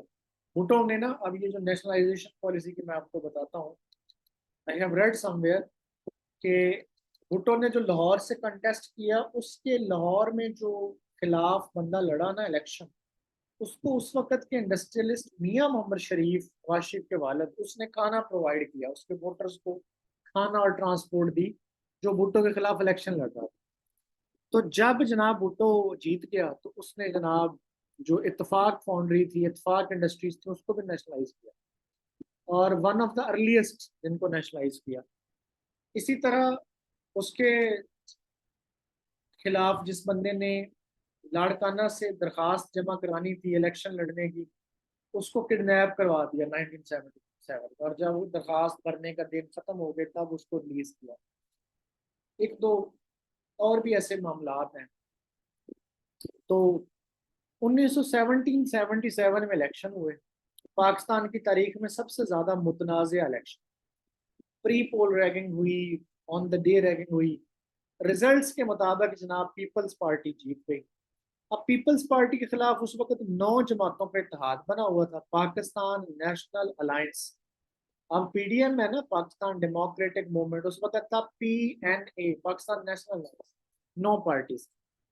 जब ये बना तो इसमें जनाब इन्होंने रिजल्ट मानने से इनकार कर दिया, और पब्लिक एजिटेशन शुरू हो गई, धरने, रुकावटें वगैरह वगैरह वगैरह। भुट्टो ने इनको जो है ना कहा कि इनको ना जनाब फोर्स का इस्तेमाल करो, पकड़ लो, जेल कर दो। हालात बिगड़ गए तो पाकिस्तान की मिलिट्री ने इंटरवेन किया, और 4 और 5 जुलाई की दरमियानी शब को पाकिस्तान की मिलिट्री ने ऑप्शन फेयर प्ले का इस्तेमाल करते हुए ऑपरेशन फेयर प्ले के नाम से भुट्टो की गवर्नमेंट को गिरा दिया। 5 जुलाई 1989 को पाकिस्तान में तीसरा मार्शल लॉ लग गया, और जियाउल हक साहब जो है उन्होंने मुल्क की बागडोर संभाली। फिर बाद में भुट्टो को अडयाला जेल में रखा गया, और 4 अप्रैल 1989 को उनको फांसी दी। 77 में, 79 नहीं है, 77, 4 जुलाई 1977, 79 में फिर उसको फांसी दी। तो that was the end of Bhutto, और फिर हमारे पास जियाउल हक साहब का दौर शुरू हुआ। अब भुट्टो साहब के दौर की जो असेंबली थी वो थी fourth legislative assembly of Pakistan.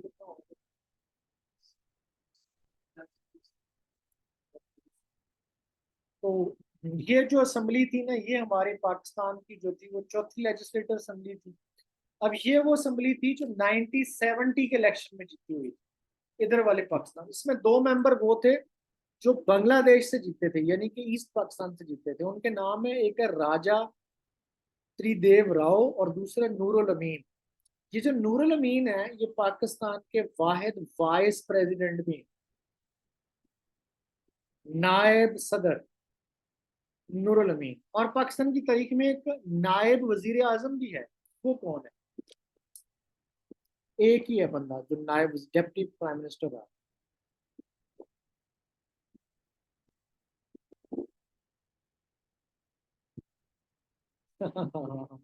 आजकल जेल में। हाँ ऐसा ही है। चौधरी परवेज इलाही, वो जो हमेशा इन्होंने इक़्तिदार के हमेशा मजे लिए। अच्छा, तो पहला सेशन जो है ना जी इस असेंबली का 14 अप्रैल को हुआ। इसके जो स्पीकर थे वो थे चौधरी फजल इलाही, और लीडर ऑफ अपोजिशन अब्दुल वली खान। इसने कॉन्स्टिट्यूशन मेकिंग कॉन्स्टिट्यूशन को पास किया। जब कॉन्स्टिट्यूशन पास हो गया तो कॉन्स्टिट्यूशन में ना जो 1973 का कॉन्स्टिट्यूशन था उसमें पार्लिमानी निजाम था और प्राइम मिनिस्टर स्ट्रॉन्ग बनाया गया। तो भुट्टो ने प्राइम मिनिस्टर प्रेसिडेंटशिप छोड़ के प्राइम मिनिस्टर बन गए और प्रेसिडेंट बना दिया चौधरी फजल इलाही को। तो 1973 का जब आइन पास हुआ तो उसके तहत पहला प्रेसिडेंट जो था वो चौधरी फजल इलाही बने और प्राइम मिनिस्टर बने जुल्फकार अली भुट्टो। ये 1973 का कॉन्स्टिट्यूशन है। 1973 के कॉन्स्टिट्यूशन को जनाब एक कमेटी ने बनाया जिसका हेड था खुर्शीद कसूरी, महमूद कसूरी। फिर बाद में अब्दुल हफीज पीरजादा इस कमेटी के हेड बने। 10 अप्रैल को पास किया, 19 अप्रैल को सदर ने साइन किए और 14 अगस्त को ये इन्फोर्स हुआ। आपको पता है पाकिस्तान में कॉन्स्टिट्यूशन डे किस डेट को कहते 10 अप्रैल, क्योंकि इस दिन असेंबली से 1973 का आइन पास हुआ। इसके तहत पहले प्रेसिडेंट प्राइम मिनिस्टर मैं बता चुका। टोटल आर्टिकल इसके हैं 280। इसके तहत बाय कैमरल पार्लियामेंट आई। अब मुझे बताओ 1956 में बाय कैमरल थी कि यूनी कैमरल थी? 1962 में बाय कैमरल थी कि यूनी कैमरल थी पार्लियामेंट? जरा देखो, याद करो, रिवाइज, सोचो जेन में।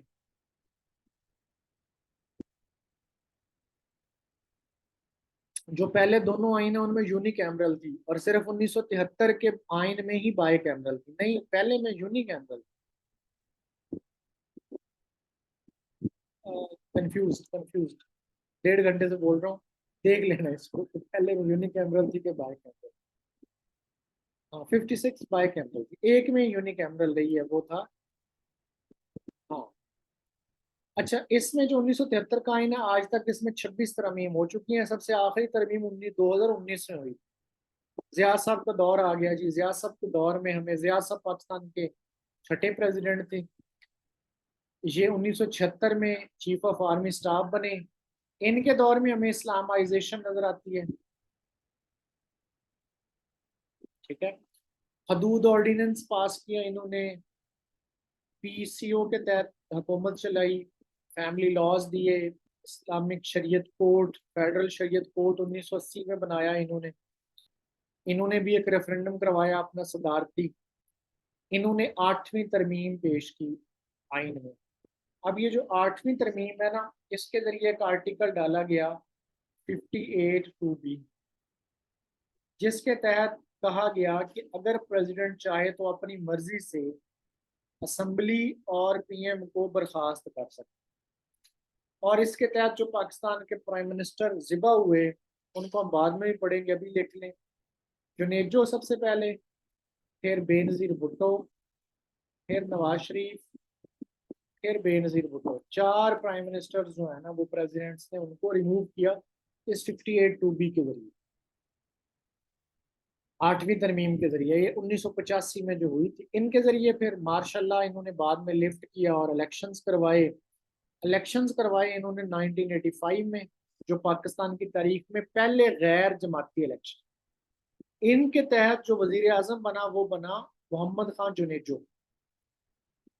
इसी दौर में पाकिस्तान ने अफगान जहाद में भी हिस्सा लिया। पाकिस्तान की हेल्प की यूएसए और सऊदी अरेबिया ने रशिया के खिलाफ लड़ने में। रशिया अफगानिस्तान में आ गया था पाकिस्तान को ये फायदा था कि यार ये अफगानिस्तान में आ गया तो कहीं पाकिस्तान में ना आ जाए, अगला टारगेट हम ही ना बन जाए। रशिया, यूएसए को ये फायदा था कि वो रशिया को तोड़ना चाहता था। एट लास्ट 1988 में रशिया जो था वो तैयार हो गया अफगानिस्तान को छोड़ने पर, और 14 अप्रैल को पाकिस्तान ने जनीवा अकॉर्ड साइन किए। ये क्या था ये हम तब पढ़े माहिदों में, लेकिन वो डेट आप अभी याद रखें, जनीवा अकॉर्ड। 10 अप्रैल 1988 को जनाब ओजड़ी कैंप का वाकया पेश आया। अब ये क्या था कि एक असले का डिपो था रावलपिंडी इस्लामाबाद के पास, असला रखा हुआ था। अचानक उसमें आतिशफिशानी हो गई और साथ चलती आबादी और सड़क पर काफी लोग जो है मरे। खाकान अब्बासी, जो शाहिद खाकान अब्बासी के वालिद हैं, वो भी इस सानहा में जो थे वो फौत हुए।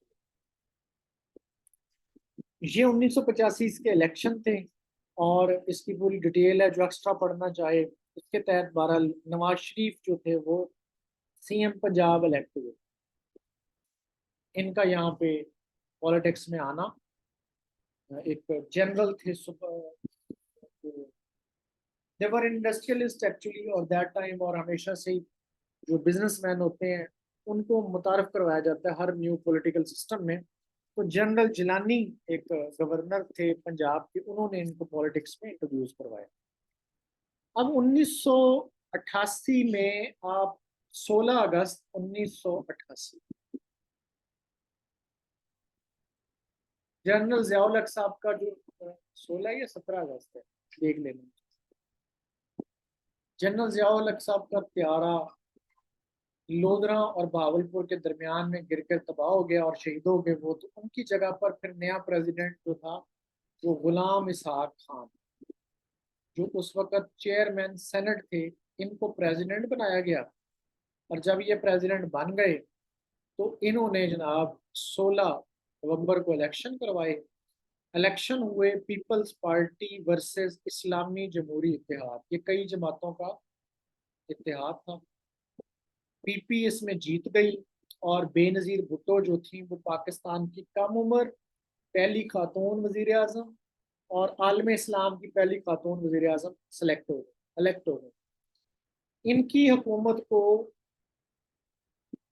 गिरा दिया गुलाम इसहाक खान ने 58(2)B के जरिए। इससे पहले जुनेजो को भी जियाउल हक साहब 58(2)B के जरिए फारिग कर चुके थे। अगले इलेक्शन होते हैं 1990 में, इस्लामी जमहूरी इत्तेहाद और पीपी का मुकाबला होता है। ये इलेक्शन इस्लामी जमहूरी इत्तेहाद जीत जाता है और मियां मोहम्मद नवाज शरीफ पाकिस्तान के पहली दफा प्राइम मिनिस्टर बन जाते हैं। गुलाम इसहाक खान एक दफा फिर 58(2)B के जरिए इसकी गवर्नमेंट को गिरा देता है 1993 में। खैर ये चला जाता है सुप्रीम कोर्ट, सुप्रीम कोर्ट इसको बहाल कर देती है। लेकिन एक इनकी एक मिलिट्री के इंटरवेंशन से एक मुआहदा तय पाता है। गुलाम इसहाक खान भी इस्तीफा देता है, नवाज शरीफ भी इस्तीफा दे देता है और नए इलेक्शन होते हैं। 1993 में नए इलेक्शन होते हैं, बेनजीर दोबारा जीत जाती है। जब बेनजीर दोबारा जीतती है तो अपना प्रेसिडेंट फारूक लुगारी को लेके आती है। फारूक लुगारी जो है वो दोबारा फिर 58(2)B के जरिए बेनजीर की गवर्नमेंट को फारिग कर दिया। 1997 में दोबारा इलेक्शन होते हैं। नवाज शरीफ 2/3 अक्सरियत से PMLN के जरिए, पहले तो इस्लामी जमहूरियत इत्तेहाद था, अब अपनी पार्टी से 2/3 अक्सरियत से जीत के आ जाता है, प्राइम मिनिस्टर बन जाता है। अब दोनों पार्टियां डरती हैं प्रेसिडेंट से 58(2)B से, तो दोनों पार्टी करीब आती हैं और आइन में करती हैं 13वीं तरमीम, जिसके जरिए 58(2)B को खत्म कर दिया जाता है। 58(2)B को खत्म करने का मतलब कि now president can not dissolve national assembly and remove prime minister bye it's on will. अब ये 58(2)B किस तरमीम के जरिए जो थी वो मुतारफ करवाई गई थी, ये बताओ जरा।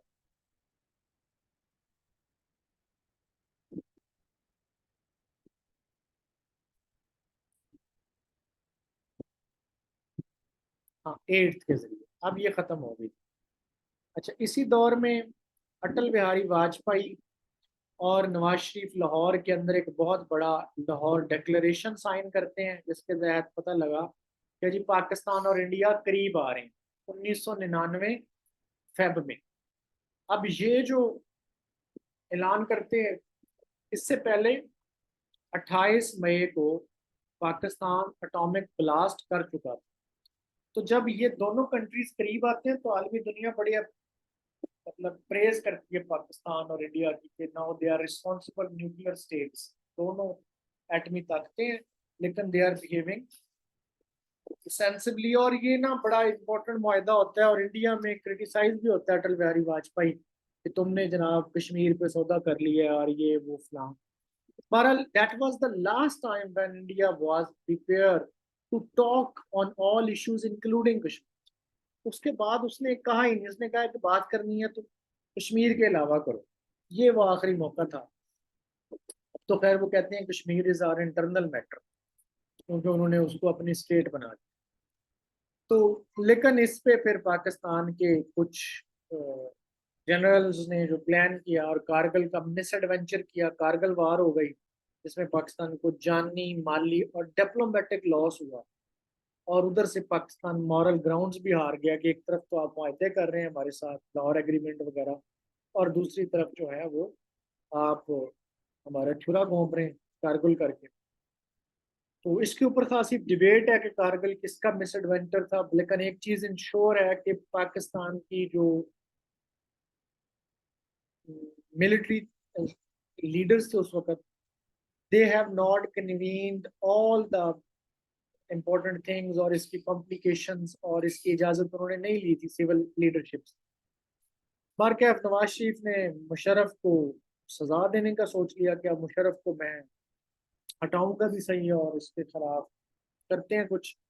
इतने में मुशर्रफ ने 12 अक्टूबर को जनाब एक किस्सा रचाया और नवाज शरीफ की गवर्नमेंट को टॉपल कर दिया, और पाकिस्तान के अंदर एक दफा फिर मिलिट्री जो थी था इट केम इनटू पावर। अब आगे थोड़ा सा ही है, आपने सुनना है और देखना है, उसके बाद फिर हम बस आज का लेक्चर खत्म कर देंगे। थोड़ा लंबा जरूर हो रहा है, लेकिन मैं चाहता हूँ कि आज हमारी पूरी स्टोरी कवर हो। अब दिस इज एक्स्ट्रा एडवांस, कौन कौन कहाँ कहाँ स्पीकर रहा, ये आप करना चाहें तो कर लें, अदरवाइज जरूरी नहीं। मुशर्रफ साहब ने ना जी 12 अक्टूबर 1999 को इक़्तिदार संभाला, और इन्होंने अपने लिए ओहदा इस्तेमाल किया चीफ एग्जेक्टिव का 2002 तक। इतने में ओहदा संभालते ही इन्होंने लेटर लिखा सुप्रीम कोर्ट को। इन्होंने कहा कि सर मुझे बस मैं मजबूरी में मुल्क की बागडोर संभालनी पड़ी, तो आप मेहरबानी करें कि इसका कोई हल बताएं मुझे, मैं कैसे चलाऊं, तो क्या करूं। तो हमारा उस वक्त के चीफ जस्टिस इरशाद ने जनाब कहा कि जनाब darling Musharraf, you are allowed to rule 3 years, आप हुकूमत करें, 3 ईयर के बाद आप इलेक्शन करवा दें और इक़्तिदार अवामी नुमाइंदों के हवाले कर दें। तो मुशर्रफ साहब ने जनाब पहले चीफ एग्जेक्टिव रहे, फिर ये प्रेसिडेंट बन गए एक रेफरेंडम के जरिए, और 2008 तक प्रेसिडेंट रहे। इनके नीचे 2 दफा इलेक्शन होते हैं।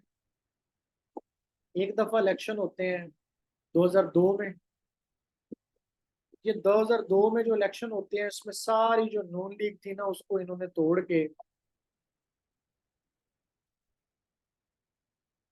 नवाज शरीफ को तो एग्जाइल कर दिया ना। तो जो पीछे लीडरशिप बची, जैसे हमारे यहाँ होता है एक पार्टी टूटती है तो बाकी सारे दूसरी तरफ भाग जाते हैं, तो पीएमएल क्यू बनाई गई और 2002 में उसको सपोर्ट किया गया खासा। लेकिन इसके बावजूद भी वो 2 तिहाई अक्सरियत ना जीत सकी, क्योंकि इधर एक मौलवियों की हुकूमत थी, एमएमए, मुतहदा मजलिस अमल, एक पार्टी बनाई इन्होंने, ला किया फजल रहमान ग्रुप ने और बाकी मजहबी ग्रोहों ने। तो जनाब इन्होंने खासी सीटें जीत ली। अब हुआ ये कि इनकी मदद के बगैर प्राइम मिनिस्टर नहीं बन सकता था। तो इन्होंने क्या किया जनाब, जफरुल्लाह जमाली को जो है ना, जो मौलवी था एक, उसको प्राइम मिनिस्टर इलेक्ट करा दिया पहला। जैसे ही इनके पास नंबर पूरे हुए, इन्होंने क्या किया, पीपी के कुछ लोग तोड़े उनकी बनवा दी पीपल्स पार्टी, पाकिस्तान पीपल्स पार्टी पार्लियामेंटेरियन। वो बन गई, इनके पास नंबर पूरे हुए, इसका इस्तीफा लिया। दरमियान में प्राइम मिनिस्टर इलेक्ट करवाया चौधरी शुजात हुसैन को, और शौकत अजीज जो वर्ल्ड बैंक के मुलाजम थे उनको बुलाया, उनको इलेक्शन जितवाया और फिर उनको प्राइम मिनिस्टर इलेक्ट करवाया। फिर 2008 के जो इलेक्शन होते हैं उसमें केयर टेकर, इलेक्शन से पहले केयर टेकर प्राइम मिनिस्टर होता है ना, तो मियां मोहम्मद सोमरो को केयर टेकर प्राइम मिनिस्टर बनाया। 2008 के इलेक्शन से पहले बेनजीर फौत हो जाती हैं, 2007 में शहादत हो जाती है उनकी। तो 2008 के इलेक्शन में पीपी जीत जाती है, तो Yusuf Raza Gilani was appointed as prime minister 2008 के इलेक्शन। अब यहाँ पर एक सवाल आता है कि सबसे shortest term prime minister Pakistan का कौन सा, जिसका सबसे छोटा टेनोर रहा हो और वो रेगुलर इलेक्टेड प्राइम मिनिस्टर हो, ये नहीं कि केयर टेकर प्राइम मिनिस्टर। कौन है कोई आइडिया?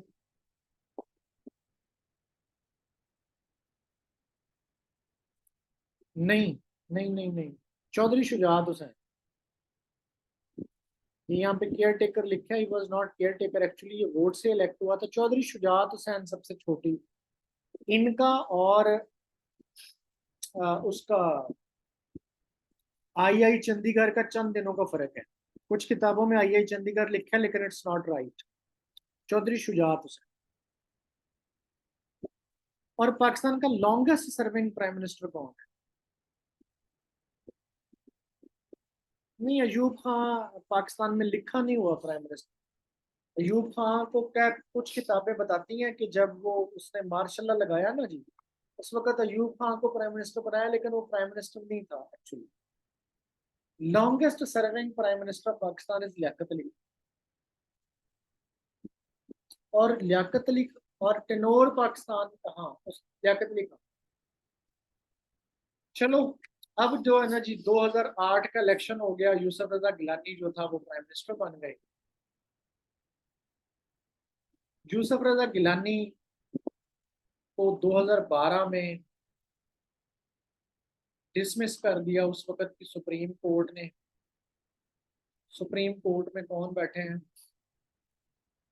उस वक्त? Chief justice Chaudhry Iftikhar Hussain. ठीक है।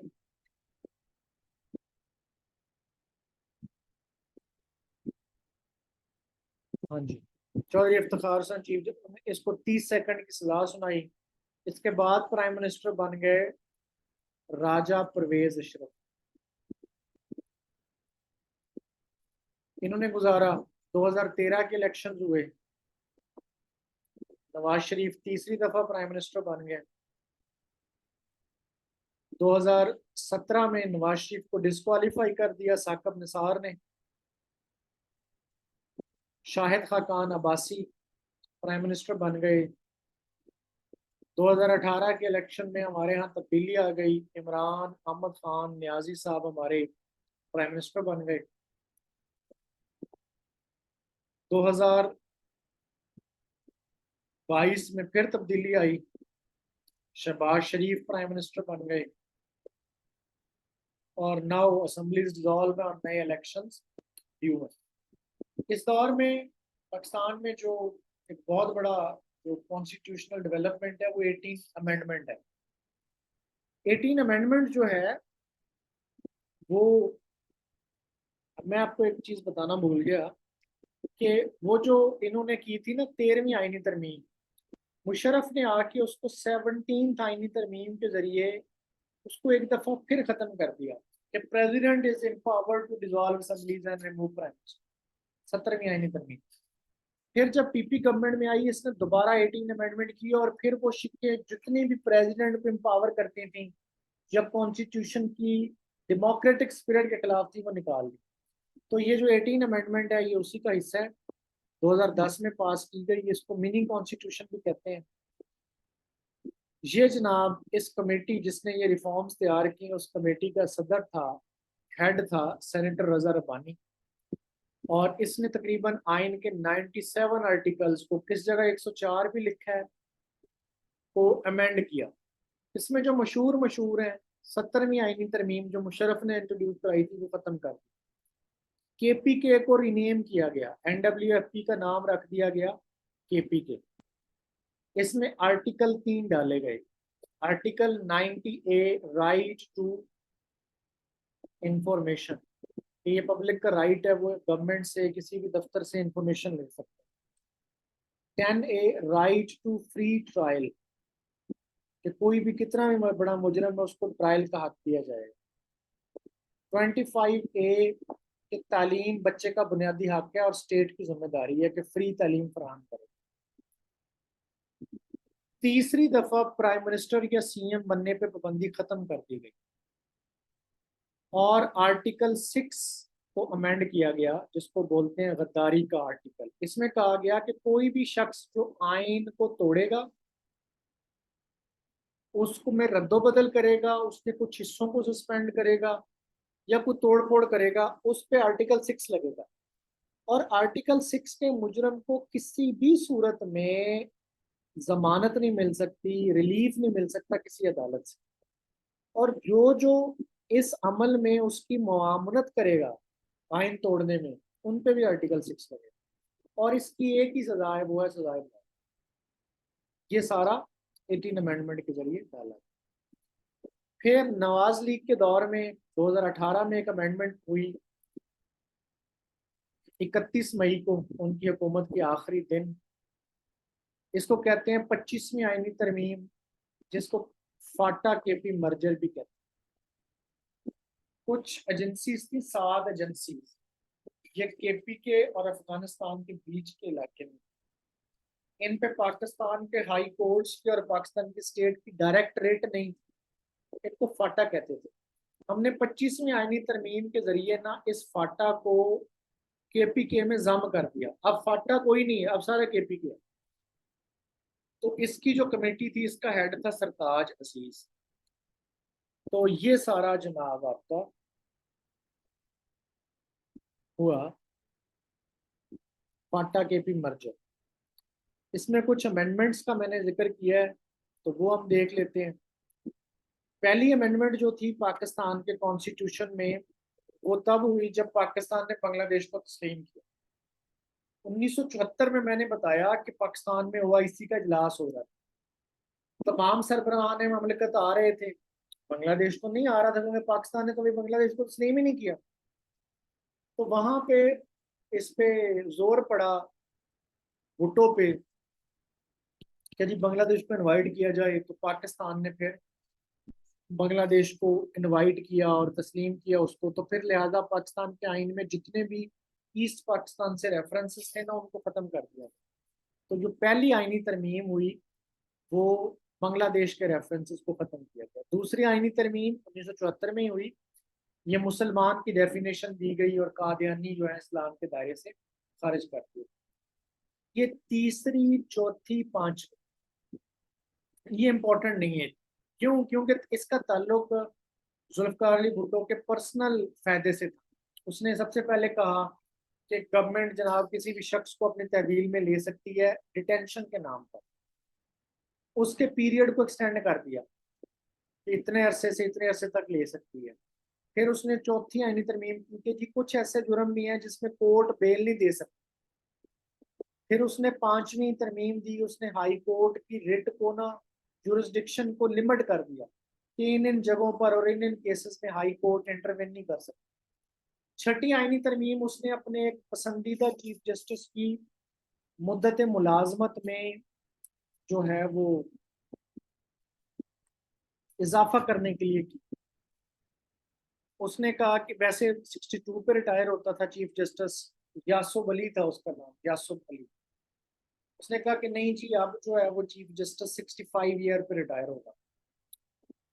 सेवंथ में उसने प्राइम मिनिस्टर का वोट ऑफ कॉन्फिडेंस मुतारफ कराया कि कैसे prime minister vote of confidence लेगा असेंबली से अगर लेना चाहे। आठवीं का ताल्लुक जनरल ज़ियाउल हक साहब से है, जो उन्होंने 58(2)B वगैरह वगैरह को और आइन को नई तरह से रीराइट किया। बाकी चीजें यहाँ पे लिखी हुई हैं इसमें। मैं आपको, ये 9वीं आईनी तरमीम और 15वीं आईनी तरमीम ये सिर्फ तरमीमें हुई, लेकिन उस वक्त तक असेंबली डिसॉल्व होगी, जब तक इन्होंने पास होना था नंबर इनको लग चुका था, तो ये असल में हुई नहीं। जबकि 10वीं आईनी तरमीम है कि नेशनल असेंबली के जो का सेशन है उसका दिन तय कर दिया गया, 130 दिन ज्यादा से ज्यादा गैप होगा। अब वैसे उसका 18वीं आईनी तरमीम में मजीद कम कर दिया गया है कि 2 इजलास के दरमियान फर्क शायद 120 दिन का है। नेशनल असेंबली की में वुमेन सीट्स का कोटा रिवाइज किया गया था जो कि पास नहीं हुआ, अगेन वही वाला सेम। 13वीं आईनी तर 12वीं आईनी तरमीम के जरिए मिलिट्री कोर्ट स्टैब्लिश किए गए। इस दौर में ना कराची में क्राइम रेट बहुत ज्यादा बढ़ गया था, और भी तो कुछ ऐसे एक्ट ऑफ टेररिज्म और सेक्टेरियनिज्म के जो मसाइल थे उन पे काबू पाने के लिए मिलिट्री ट्रायल कोर्ट्स और स्पीडी ट्रायल कोर्ट्स बनाए गए थे। 13वीं आईनी तरमीम में इन्होंने 58(2)B को एलिमिनेट किया। 14वीं आईनी तरमीम में इन्होंने डिफेक्शन क्लॉज डाली। अब डिफेक्शन क्लॉज क्या है कि अगर कोई एक पार्टी का मेंबर, सुनेंगे इसको, एक पार्टी का मेंबर 3 मौकों पर अपनी पार्टी की हदायत के खिलाफ अगर वोट देगा तो वो नाअहल करार दिया जा सकता। प्राइम मिनिस्टर और सीएम का इलेक्शन, बजट और आईनी तरमीम, इसको कहते हैं डिफेक्शन क्लॉज। अभी ये पंजाब के जो मेंबर्स जो थे वो हुए भी थे 20 मेंबर पीटीआई के, जिनको डिफेक्शन क्लॉज के जरिए उन्होंने अपनी पार्टी के खिलाफ वोट दिया। इसी तरह 16वीं आईनी तरमीम के जरिए सूबों का कोटा बढ़ा दिया गया था कुछ अरसे के लिए, 20 साल के लिए, 1999 तक। अब फिर ये एक्सटेंड कर दिया गया है कोटा सिस्टम, सूबों का कोटा और अंडर डेवलप्ड एरियाज का कोटा। 17th आईनी तरमीम पहले हम पढ़ चुके, मुशर्रफ साहब ने इंट्रोड्यूस करवाई थी। 18वीं हमने पूरी पढ़ी इसको डिटेल में। 19वीं आईनी तरमीम सुप्रीम कोर्ट के जजेस और इलेक्शन कमीशन के मेंबर्स के अपॉइंटमेंट का तरीका से रिलेटेड। 20वीं आईनी तरमीम केयर टेकर सेटअप के, केयर टेकर सेटअप कैसे लाते हैं सूबे में या मुल्क जब इलेक्शन होने हो, उसका तरीकाकार ये है जिसको हम सिस्टम में भी पढ़ेंगे कि जो असेंबली जा रही होती है उसका पीएम या सीएम और अपोजिशन लीडर ये मिल के जो है वो नाम तय कर देते हैं कि ये केयर टेकर होगा। अगर ये दोनों किसी एक बात पे राजी ना हो तो ये तीन तीन नाम ना एक पार्लिमानी कमेटी को भेजते हैं।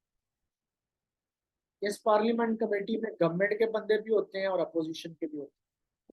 ये पार्लियामेंट कमेटी इन तीन तीन नामों में से किसी एक का नाम फाइनल कर देती है। अगर ये भी फाइनल ना कर सके विद इन 3 days तो फिर इलेक्शन कमीशन को हक हासिल है वो खुद तैनात कर दे। ये जो मोहसिन नकवी है ये इलेक्शन कमीशन ने तैनात किया क्योंकि गवर्नमेंट और अपोजिशन राजी नहीं हो सकी। 21वीं आईनी तरमीम, आपको पता है कि 16 दिसंबर को 1914 को एपीएस हुआ था, पेशावर आर्मी पब्लिक स्कूल पे अटैक, सैड इंसिडेंट।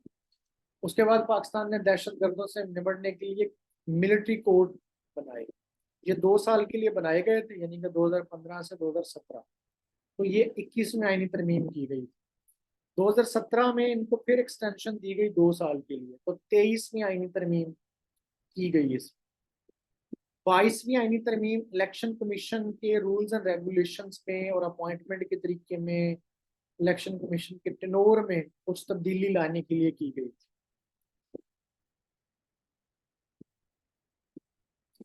24वीं आईनी तरमीम जो थी वो 2017 में सेंसस हुआ था।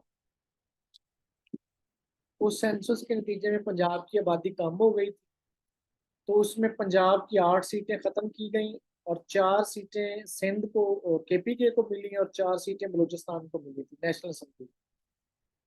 25वीं आईनी तरमीम फाटा केपी मर्जर और 26वीं आईनी तरमीम में नेशनल असेंबली की सीटें 342 की गई। पहले भी 342 थी, लेकिन जब फाटा केपी मर्जर हुआ तो फाटा की 12 सीटें होती थी नेशनल असेंबली। तो जब फाटा केपी मर्जर हुआ तो इसमें आईनी तरमीम डाली गई कि अब 6 सीटें होंगी फाटा की नेशनल असेंबली। तो 6 को बनाने के बाद टोटल सीटों की तादाद रह गई थी 336। फिर ये तरमीम की गई 26 और फिर दोबारा से कौमी असम्बली की सीटों की तादाद 342 कर। इसके तहत जनाब हमारे जो तमाम की तमाम पॉलिटिकल और कॉन्स्टिट्यूशनल हिस्ट्री है वो होती है खत्म। इसमें जितनी भी चीजें की गई हैं उनको एक कहानी की शक्ल में याद करना है। ये जो अमेंडमेंट है इनके ऊपर सवाल ज्यादा नहीं आता अब, सिर्फ 4 अमेंडमेंट्स के अलावा। दूसरी अमेंडमेंट 18 अमेंडमेंट, 17th अमेंडमेंट और फाटा केपी मर्जर, मोस्टली इन पे सवाल अगर कोई आता है तो। लेकिन इंटरव्यू के पॉइंट ऑफ व्यू से, हिस्ट्री के पॉइंट ऑफ व्यू से मैंने आपको ये थोड़ा थोड़ा करवाया, थोड़ी थोड़ी बेसिक इन्फॉर्मेशन आपको इसकी भी मिल गई। बाकी कल हम wars, international agreements, international organisation में पाकिस्तान का रोल वगैरह वगैरह पढ़ेंगे। स्लाइड्स आपके पास आ जाएंगी, अच्छे तरीके से इसको बैठ के रिवाइज करना है। अगला कल का जो हमारा लेक्चर होगा उसके बाद हमारे फॉरेन अफेयर्स और पाकिस्तान की हिस्ट्री कंप्लीट हो जाएगी। फिर एक लेक्चर हम रखेंगे पाकिस्तान के एडमिनिस्ट्रेशन और पाकिस्तान के इंस्टीट्यूशंस पर, और 3 लेक्चर्स होंगे हमारे पाकिस्तान की जियोग्राफी। इसके बाद आपका पाकिस्तान अफेयर्स कंप्लीट हो जाएगा।